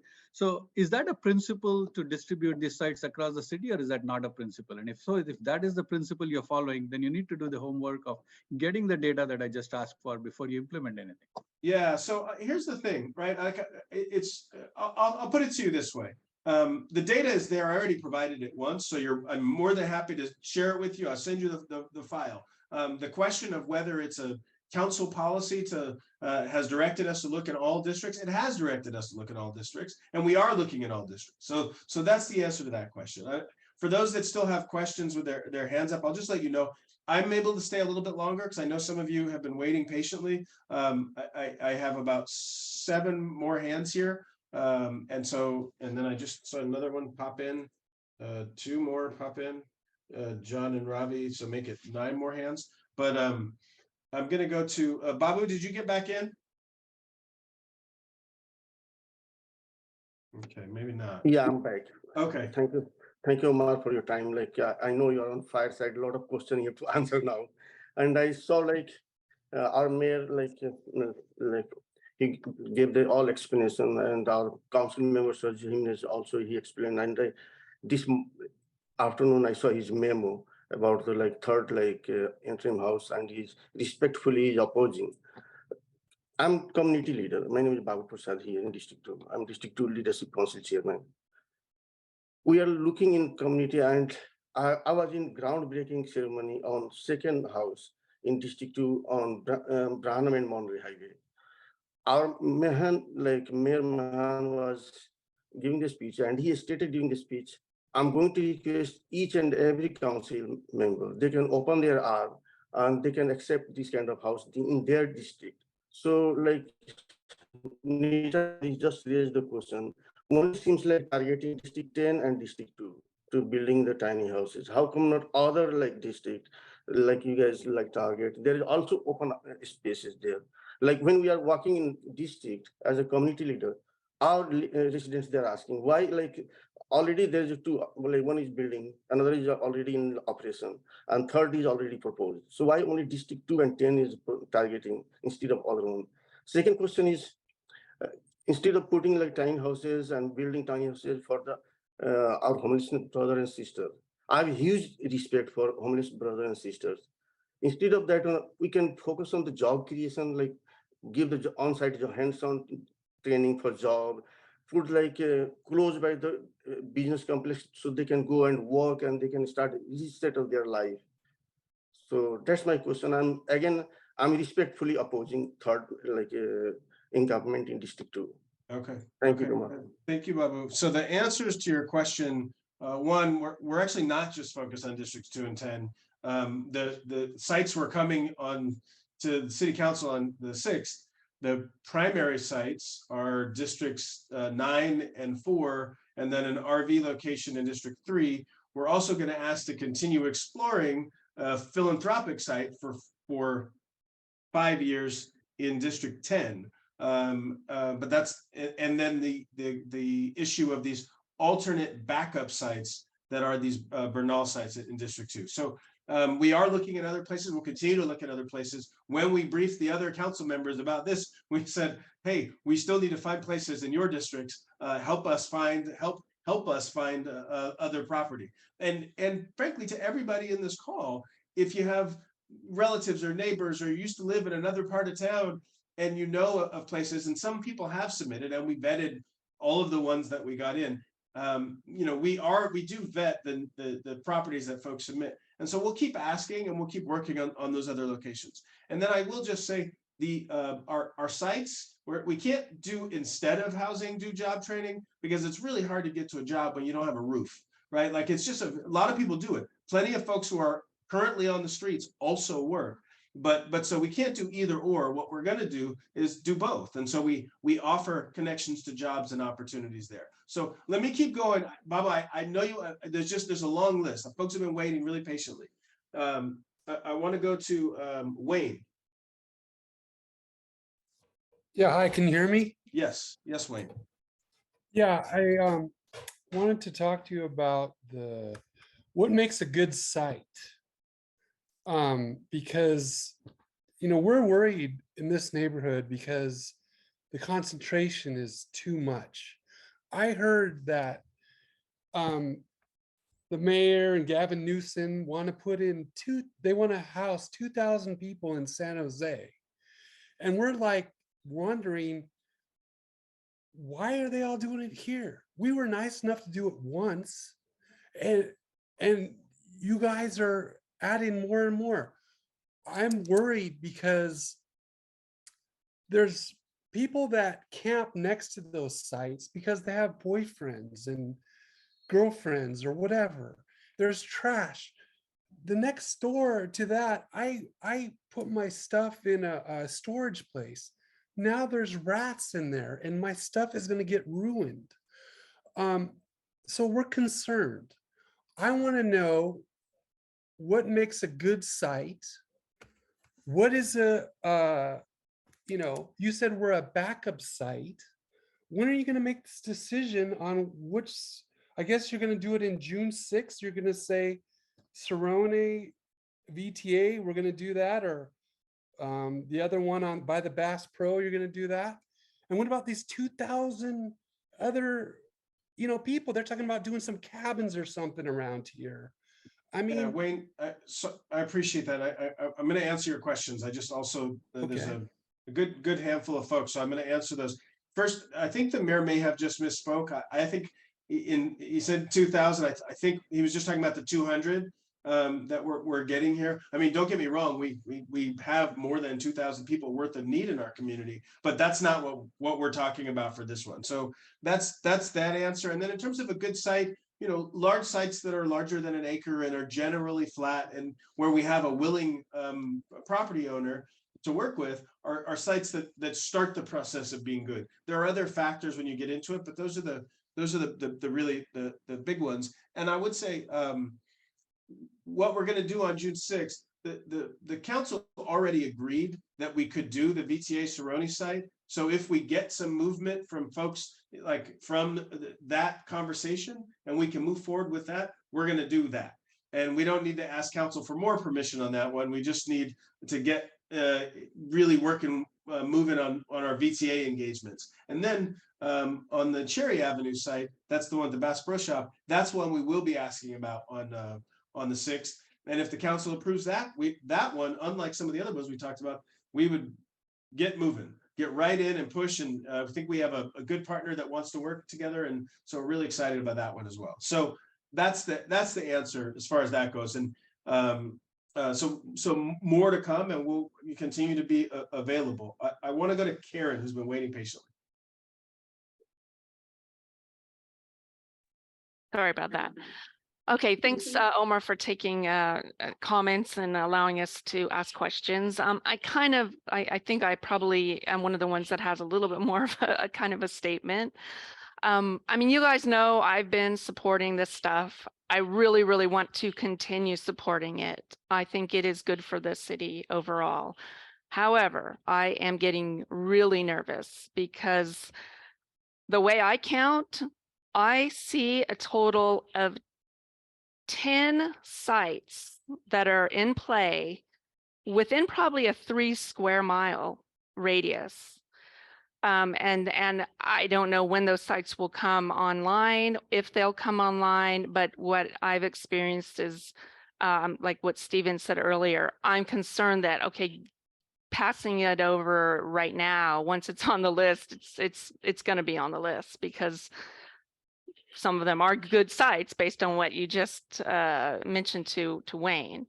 So it is a concern of mine. I have been asking for the buffer zone, the anti-blight kind of zone around these sites, because I think that would really help.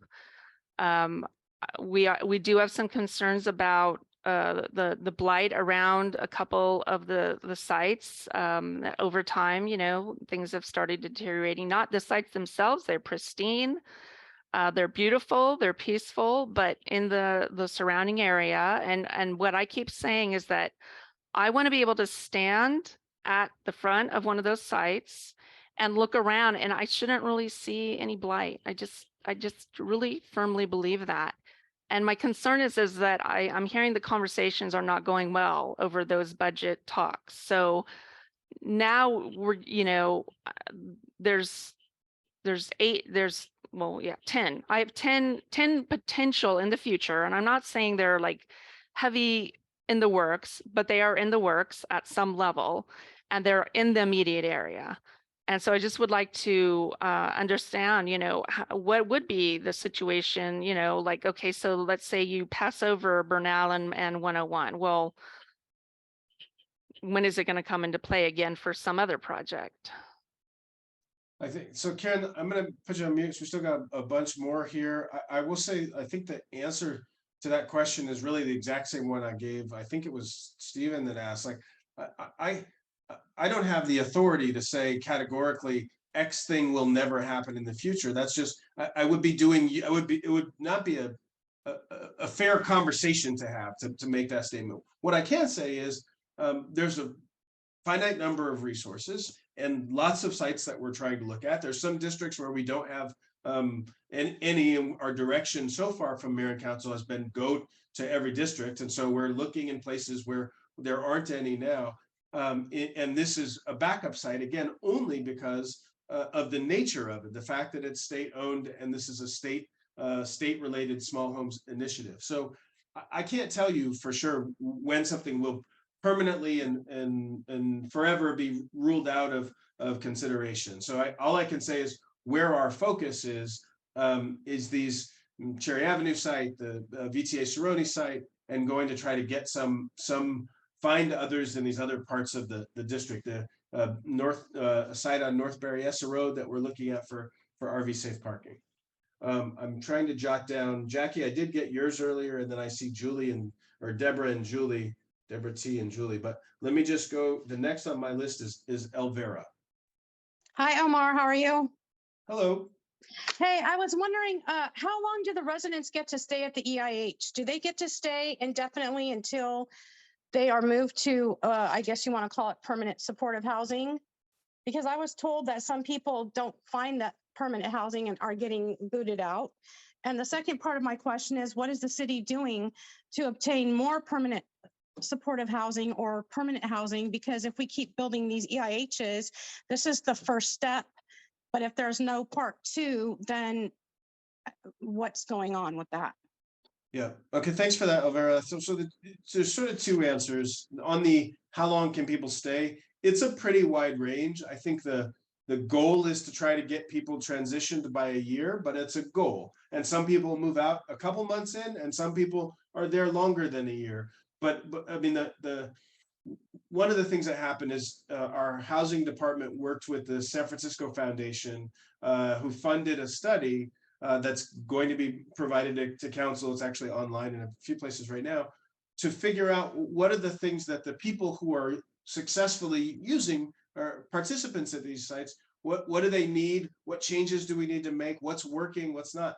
And one of the things is not having that sort of sensation of, oh gosh, I have to hurry up or I'm gonna get kicked out. And so I can't tell you is definitively this hour somebody's going to have to be exited, where I think the team is trying to make it more so that people get the support they need until they transition. And to your question, and it's a fair point, if there's no next step, well, what happens? The reality is we're trying to do a few things. We're talking to the county about a model that they use where people who get in the interim housing actually have they get in when they have a voucher for permanence. And so we partner with them and they have an exit, but they just don't have a place to use that money yet. And so it's a temporary place to stay. That's one of the ways that we're trying to look at expanding ways to partner and get people on. The other thing I think is useful for everyone to know is a lot of people who experience homelessness resolve that homelessness without going into supportive housing. Supportive housing is an important, vital, critical aspect of our overall picture. And also, lots of people go live with family. They hold on, ER, 1 second. I have you on here, but I just have a couple people in front of you. So I just wanted to let you know, part of that is how do we nurture the other options that people have? Dispute resolution and things of that sort. So we are in the process of trying to also work on permanent solutions.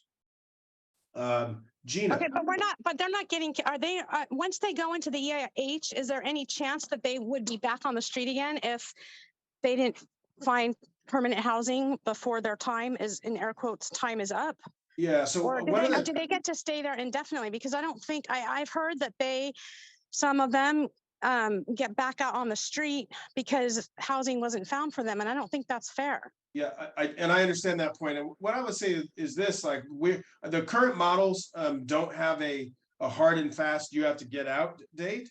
But let me do one thing. I'm going to follow up with our housing department and we'll end up doing a little bit of an FAQ, like a frequently asked questions, so that we can be clear about what that exact, if there is, because your question, some people might end up leaving for a variety of reasons. So it's a pretty open-ended question, but the bottom line is we will get that into an FAQ and circle back and make sure it's posted. So you have that. Let's go to Gina. All right, thank you. Thanks for taking my question.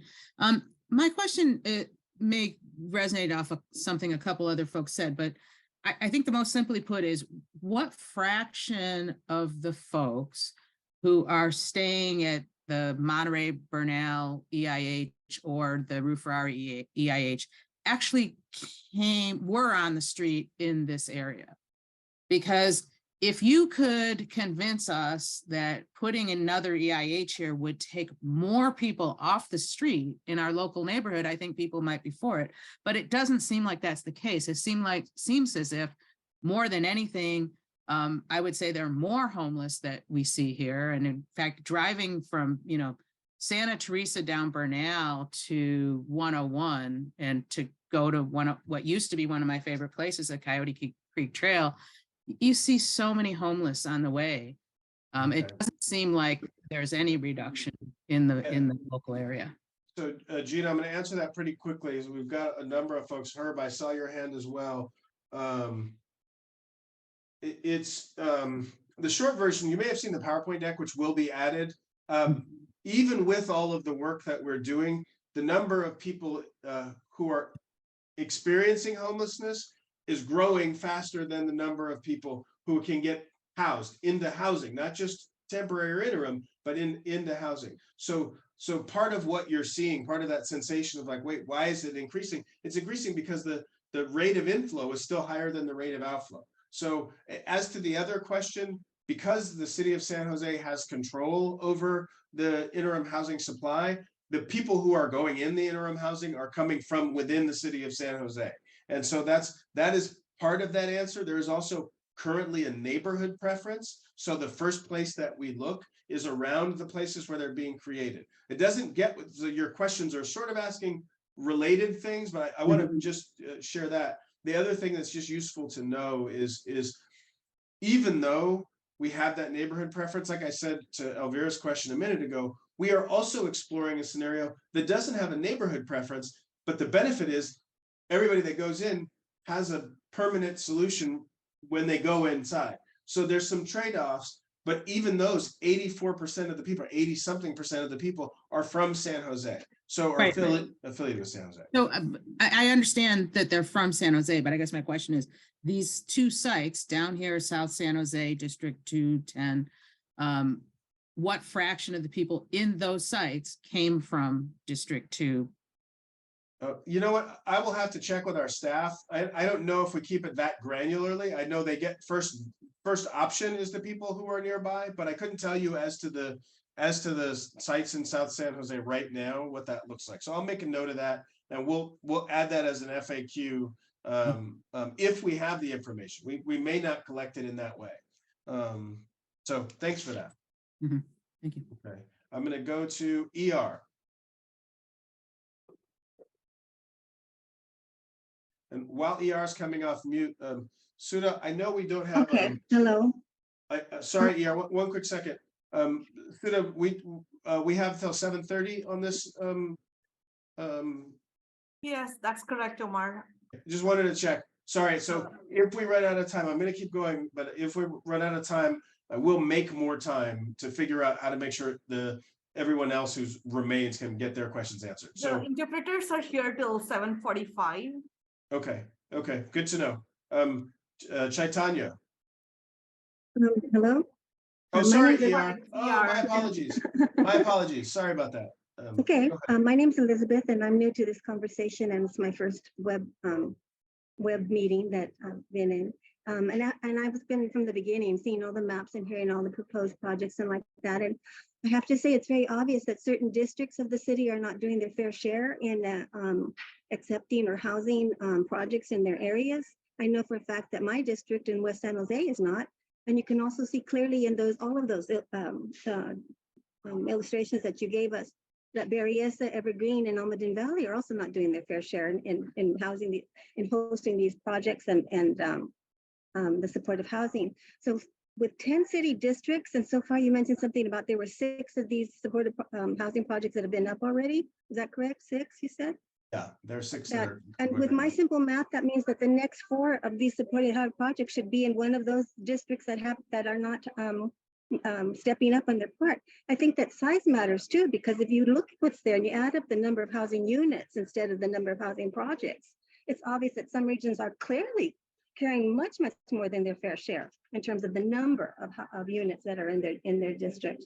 And so I guess what I'm saying is that because the regions are, that always hold back and resist any obligation to community wellness, not in my backyard kind of thing, continue to avoid being touched, doesn't it mean that the city should double down where there is it doesn't mean that the city should double down where there's the least resistance, meaning that in District 2 and 10, but there should be some kind of accountability by those districts that aren't carrying at least a significant percentage of this. They should be carrying 1/10 of this at the very least, right?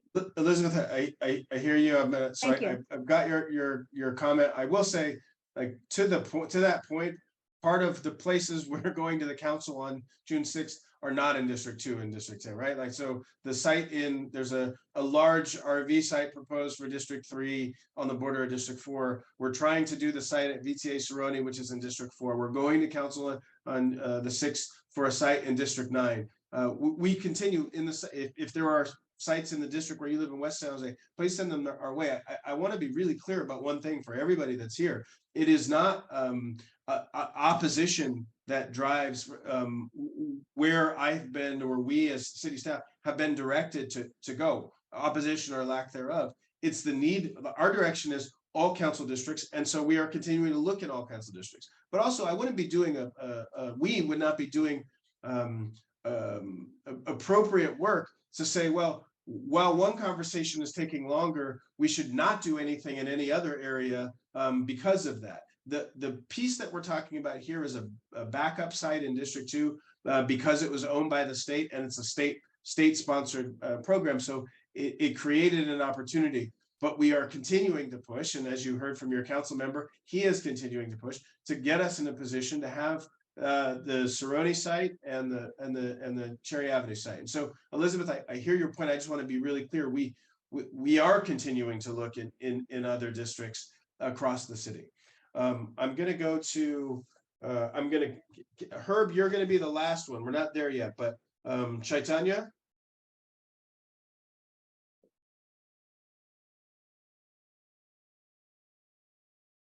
Might have lost Chaitanya.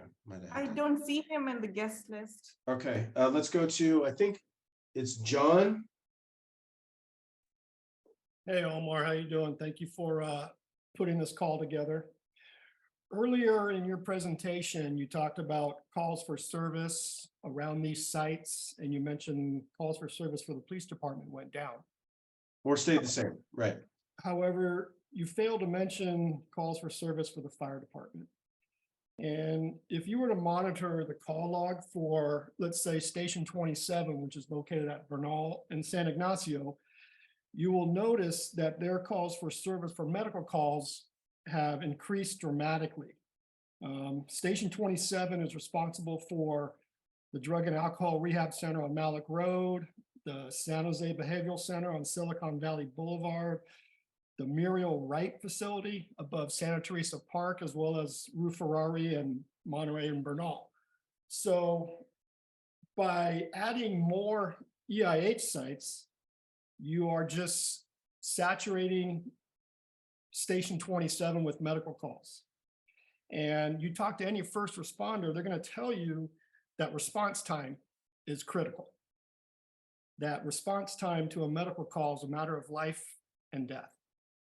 So if Station 27 is on a medical call at one of these facilities and another call comes in for another, let's say another medical call down by Bailey and Santa Teresa, you've increased that response time by easily by 3 miles or by 5 minutes, because Station 35 or Station 18 needs to respond.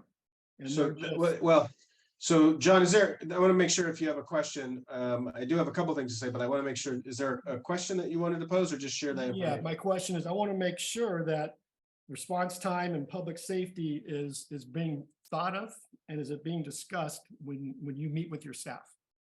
Okay, so yes, it is being thought of and it is being discussed. Thank you for that question. Maybe another layer of this is I have probably had 4 or 5 meetings with the fire department about the issue of medical calls, other issues that impact fire service, public safety generally.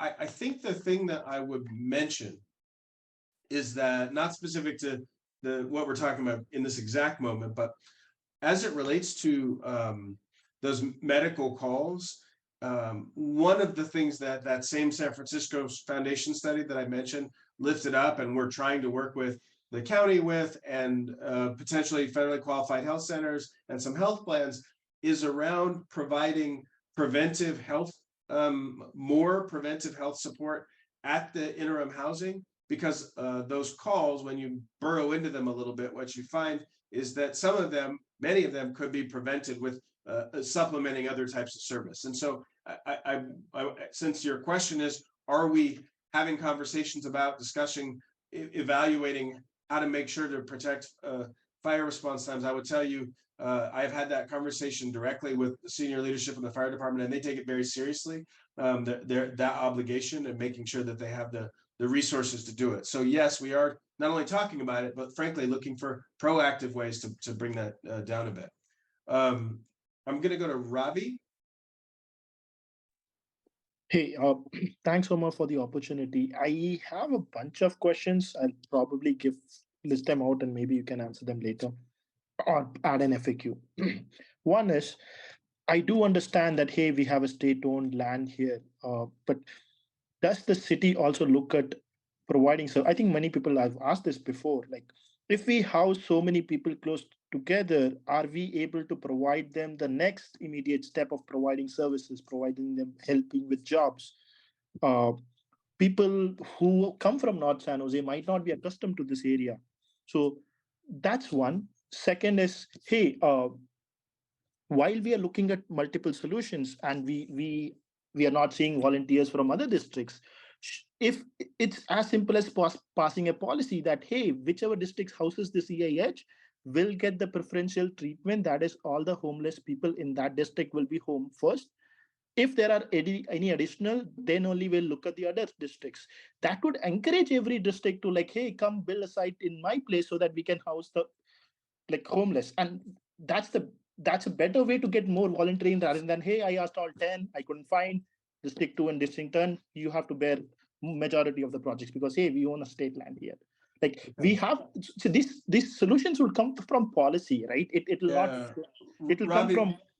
Ravi, I want to make sure I hear you. Let me know if you have maybe one more question. I'll answer those 3. I want to go to the last 4 folks. Yes. The third is, what are we trying?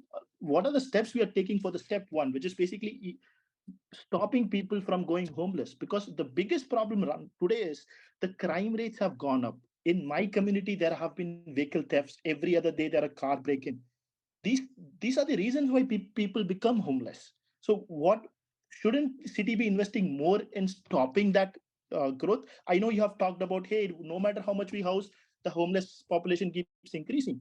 The reason it keeps increasing is we are not providing them services which every homeowner is supposed. Even in the EIH sites, if people are not safe and if there is theft happening, how do you think they will be ever able to stand up back on their feet again? That's the basic. Ravi, I'm gonna answer your questions. I'm gonna go put you on mute, and I'm gonna answer your questions. I'm gonna go to Jackie. But so the first question about providing jobs or access to jobs, the simple answer is yes. Like, we currently do that. We'll continue to do that and look for ways to do more of that. And so that there's actually some videos out there about our SJ Bridge program. That's not just that. There are others. I've been in sites where they actually have job boards for people who can get connected to work. The question about encouraging other districts by offering a neighborhood preference, we actually currently have that policy. I mentioned that a little bit earlier, and it actually doesn't always encourage as much additional. It doesn't have quite the push that you might think, but we do offer that. The challenge, to your other point, I did not say and did not intend to say that we can never decrease homelessness. I don't believe that. I actually have talked to people in communities that have not only seen decreases, but have gotten to functional zero on chronic homelessness. So I know that it's possible. But to your last point about prevention, we need to do, over 2,500 people were kept in their home thanks to prevention efforts in Santa Clara County. So we know that it works. So I hear you 100% that we need to do prevention, and we should do more of it. Like, we should prevent more people from becoming homeless. Absolutely, 100%. So totally agree with you there. Ravi, I'm gonna put you on mute. There's 4 people who've been waiting, and you just asked 3 questions. So Ravi, I'm sorry, I got to make sure. Jackie Hefner. Hi, thank you, Omar. I have one question. You guys keep showing the map with the circles of where different facilities are. Is there a way that we can get a map that would show in those districts which ones are interim housing and which are permanent supportive housing? Because I'd like to know if our area is disproportionately ending up with the interim housing versus the permanent housing. So can you guys put together something like that with addresses instead of just circles? Yeah, so there's a couple of hurdles around the address question. Like Jackie, the most direct question is, the map that I showed doesn't have any permanent. It's all emergency and interim. So we took the permanent off the map intentionally so that we were not mixing like permanent solutions and temporary solutions for exactly that reason. The sole purpose of that map was just to help people visualize where temporary stays in the city of San Jose are. So it doesn't include those. I will tell you the source document, the housing inventory count, has permanent as well, but we excluded it because we didn't want to be comparing permanent to temporary. Okay, I have one more question about 10 Kirk Street. I don't know if you're familiar with that. Do you know where that is? I can't say. I'm pretty bad with directions, and because I only have bike transport, I'm not super great, but go ahead. It is in Alum Rock, and I'm a little confused. I'm still trying to call the supervisor to find out, but it's it is a VA interim housing facility, and it's being run by the VA, but people who live there were being told that the county is taking it over. And Omar, I know you're busy, but I would really, for personal reasons, like to get some information on what's going on with that facility. It's 10 Kirk, it's a VA facility, and evidently the county is coming in, but I can't get any answers. Okay, so if you can, so the email that we put up earlier was EIH outreach at sanjoseca.gov. And send an email. I'll figure out who to connect you to. I don't know offhand. I'll have to do some checking. Deborah T. Hello, my Hi, name is Deborah. Deborah. My name is Deborah, and I used to live in this district, but I became homeless. I used to live on Ulrich, and then I also lived out on Wildflower Drive in Palmilla. And I went through a divorce and had a car accident, and I have a disability and a disabled child as well. I am living in permanent supportive housing in downtown San Jose because there weren't any resources in my neighborhood when that took place. So I just want to thank everyone for participating in this process, and also let people know that I am living in permanent supportive housing. I've been here for 3 years. There has been kind of a progression of events that eventually gets resolved, but there will be things that happen and an increase in kind of a shift, as you move people in, then you get the people hanging out outside that want to come in or want to be seen so that they can be housed too. And then people trying to sneak into the building. There's all kinds of things that happen, but eventually those things get resolved. We had a really good police response. And then the mobile crisis unit is something that people need to be aware of for calling. I think one of the important things is that that people's fears be abated, I guess, with information about how to deal with people. If you see people with mental illness walking down the street, what do you do? If somebody's having a crisis because they're on drugs, what do you do? Who do you call? These are the things that we can empower ourselves as a community to help our neighbors.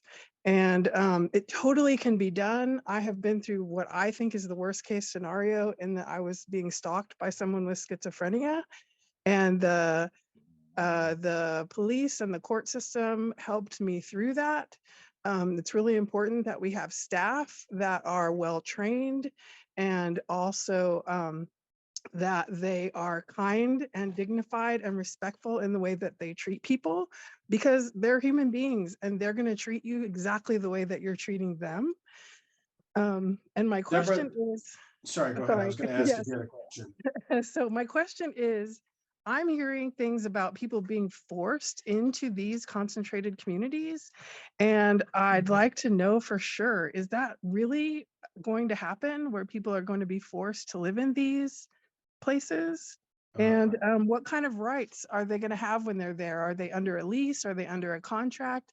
And how will their rights be protected as well? How will they be kept safe? Okay, so I think, Deborah, again, if you could reach out, like there's a lot to unpack on the second question. The sites actually have,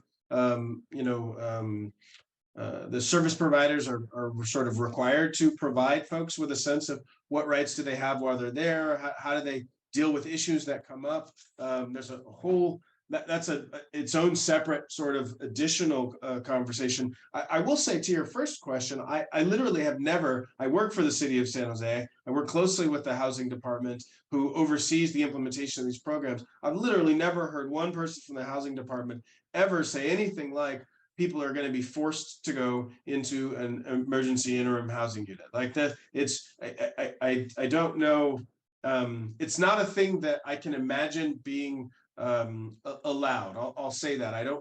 I'm not I believe that was in a memo from Matt I'm- Mahan. I'm not a practicing, so I'm not a practicing attorney, so I don't want to like comment on whether that's a type of thing would even be allowed, but I will just say, like, the department of the city of San Jose that sets up these programs is the housing department. I work very closely with that department and its staff, and I have never had anyone suggest to me that that they were planning to force anybody to go into an emergency interim housing. So I want to, Deborah, hold on a second. I answered your question. No, I'm not arguing with you. I'm not arguing with you about it. I'm just saying that it came from a memo where he said he was wanting to do something Deborah, like Haven for Hope. I'm sorry to cut you off, Deborah, but I And also, like, Haven people have for been Hope waiting in for a San very Antonio long. uses a Okay, Deborah, sorry to have muted you. I said that there are people that have been waiting. We're already 40 minutes past the time that we were going to stop. So I just would ask you to let your neighbors, the three additional neighbors who have comments, speak. And the first one is Jewel. So Haven for Hope in San Antonio is a punishment-based system that Matt Mahan was I comparing. asked. Okay. Jewel, are you still there? I'm here. So this, I guess a lot of this conversation kind of feels like deja vu, Omar, because we had very similar conversations last summer and fall about the Great Oaks EIH site in this area, which eventually got reproposed after a lot of conversations and stress from residents to the Cottle site. But I'm just wondering, like, how many times are we gonna have to go through this? Because it's a lot for the residents. I feel like I want the opposite of the lottery being in this area, and now realizing that all of the homeless sites are now proposed for this area versus being equally distributed. And I know you said you can't guarantee this happening again and again, but how does the council or you or whoever has the ability pass something that does start to guarantee residents like a maximum number of beds per area or something like that, even if we can't do like a radius? Or how do we say this district is responsible for coming up with solutions because they haven't already, because it doesn't seem like there's enough pressure being put on other districts. Yeah, so Julie, what I would say to answer that question is you're asking for what I would describe as a political question of somebody who's our job as staff is to implement the sort of vision of the mayor and council, like faithfully based on our areas of expertise. So what, like you said, while I can't say, you know, this is a guaranteed or not guaranteed, I think that is a conversation to have to present to your you know, electeds when we go on June 6th and ask that kind of question. What I can say to you is what I've said to several of your neighbors and colleagues who are on in this meeting. We are looking at a variety of sites. We're coming to ask about sites that are in neither District 2 or District 10 on June 6th, and we'll keep looking for sites in District 1 and District 8 where there aren't any. So we will keep pushing to do that. And just as a reminder, in case you didn't see the slide deck at the beginning, with about 5,000 folks, just the unsheltered individuals who are experiencing homelessness in San Jose, we have a very big gap. And so we need to prevent more folks all over the city. We need to permanently house more folks all over the city. And we have to do something about what's happening on our street right now. And that's what we're trying to do. So I would say, by all means, please, that would be my suggestion, is what you're looking for is a change that says the council is directing X. I think that's a conversation to be had with your elected leaders. That would be my best answer, Julie. And did you say that's June 6th would be that meeting? That's right. Okay. All right. Thank you. Thank you. And now we've got Herb. And actually, I'm going to go to Herb and then make Mark the last one, actually. Mark, it was supposed to be Herb, but you got in under the radar. So that's Herb, why I'm going to have you, I'm going to elect you into any position you want in this city, okay? Let us know what you're going to go for. Are you talking to Mark? No, I'm talking to you. You do a good job. I just want to thank you. I know it's not easy, you know. A couple items, with the new housing director, I'm hoping we can get a 24/7 hotline. That would help us with people on the street. So once we get that housing director, I'm hoping we can convince the city to do that. And that might help with some of the calls we have. The other point I wanted to make was the governor and the state can control the state property. You guys won't have any control somewhat of that. Calpine was a good instance of that. We ended up with a power plant and the community didn't want it. So just so the people know that. Also, I had a question about the VTA. With the contract that you guys have with the VTA, it's for 2 or 3, how many years is it? And then after that, since the facility's been built, can VTA build on it and put housing for themselves or make money off of it? So that's kind of the question I have. How long are the contracts? And then after that, will they be able to build and make some money off of those areas that they put sites on? Thank you, sir. So those are good. Thank you for that.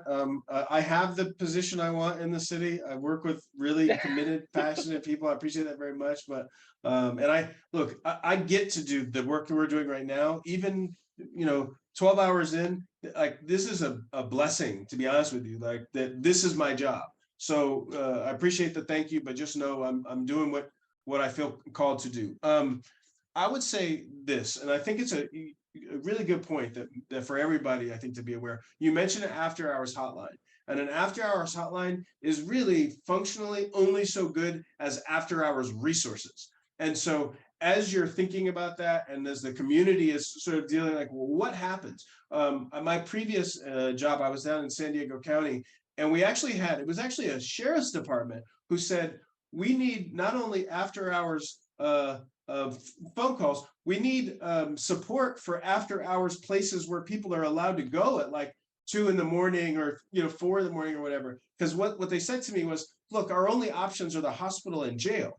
And so what are we supposed to do? So just bear in mind, Herb, when you're thinking about that as we go forward, we have to do the whole kit and caboodle. Right. It's a big problem. My daughter's an officer in the city. They continue to take a lot of their time up, and there's a lot of issues there because of fatalities and issues. So it's kind of sad. Yeah. And so I'd hope that we could come up with a solution. The other thing I wanted to say to Karen, Greg, and Issa, thank you for stepping up the community to get involved with these so we know what's going on. everybody on this call should be, listening to what's going on at the VTA sites. And we do updates with the original sites here. So, and I think you're involved in that also. Thank you. Thanks for that, Herb. Before I go to Mark, I will say we try to get 10-year leases when possible. And then what happens after that is sort of, the leases tend to include a clause that say something like, it will return it to its original state when we're done. So they would theoretically be able to do whatever they want because the property's back to normal. All right, Mark, bring us home. Oh, you're muted. You're still muted. Oh, Mark, what a bummer. It looks like super engaging. I'm certain this is great content. Oh, there we go.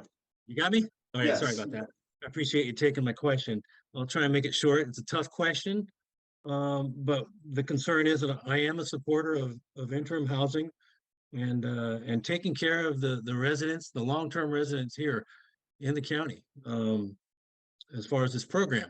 My question is, to what extent are our homegrown people in need being displaced by southern border new entrants in the immigration system?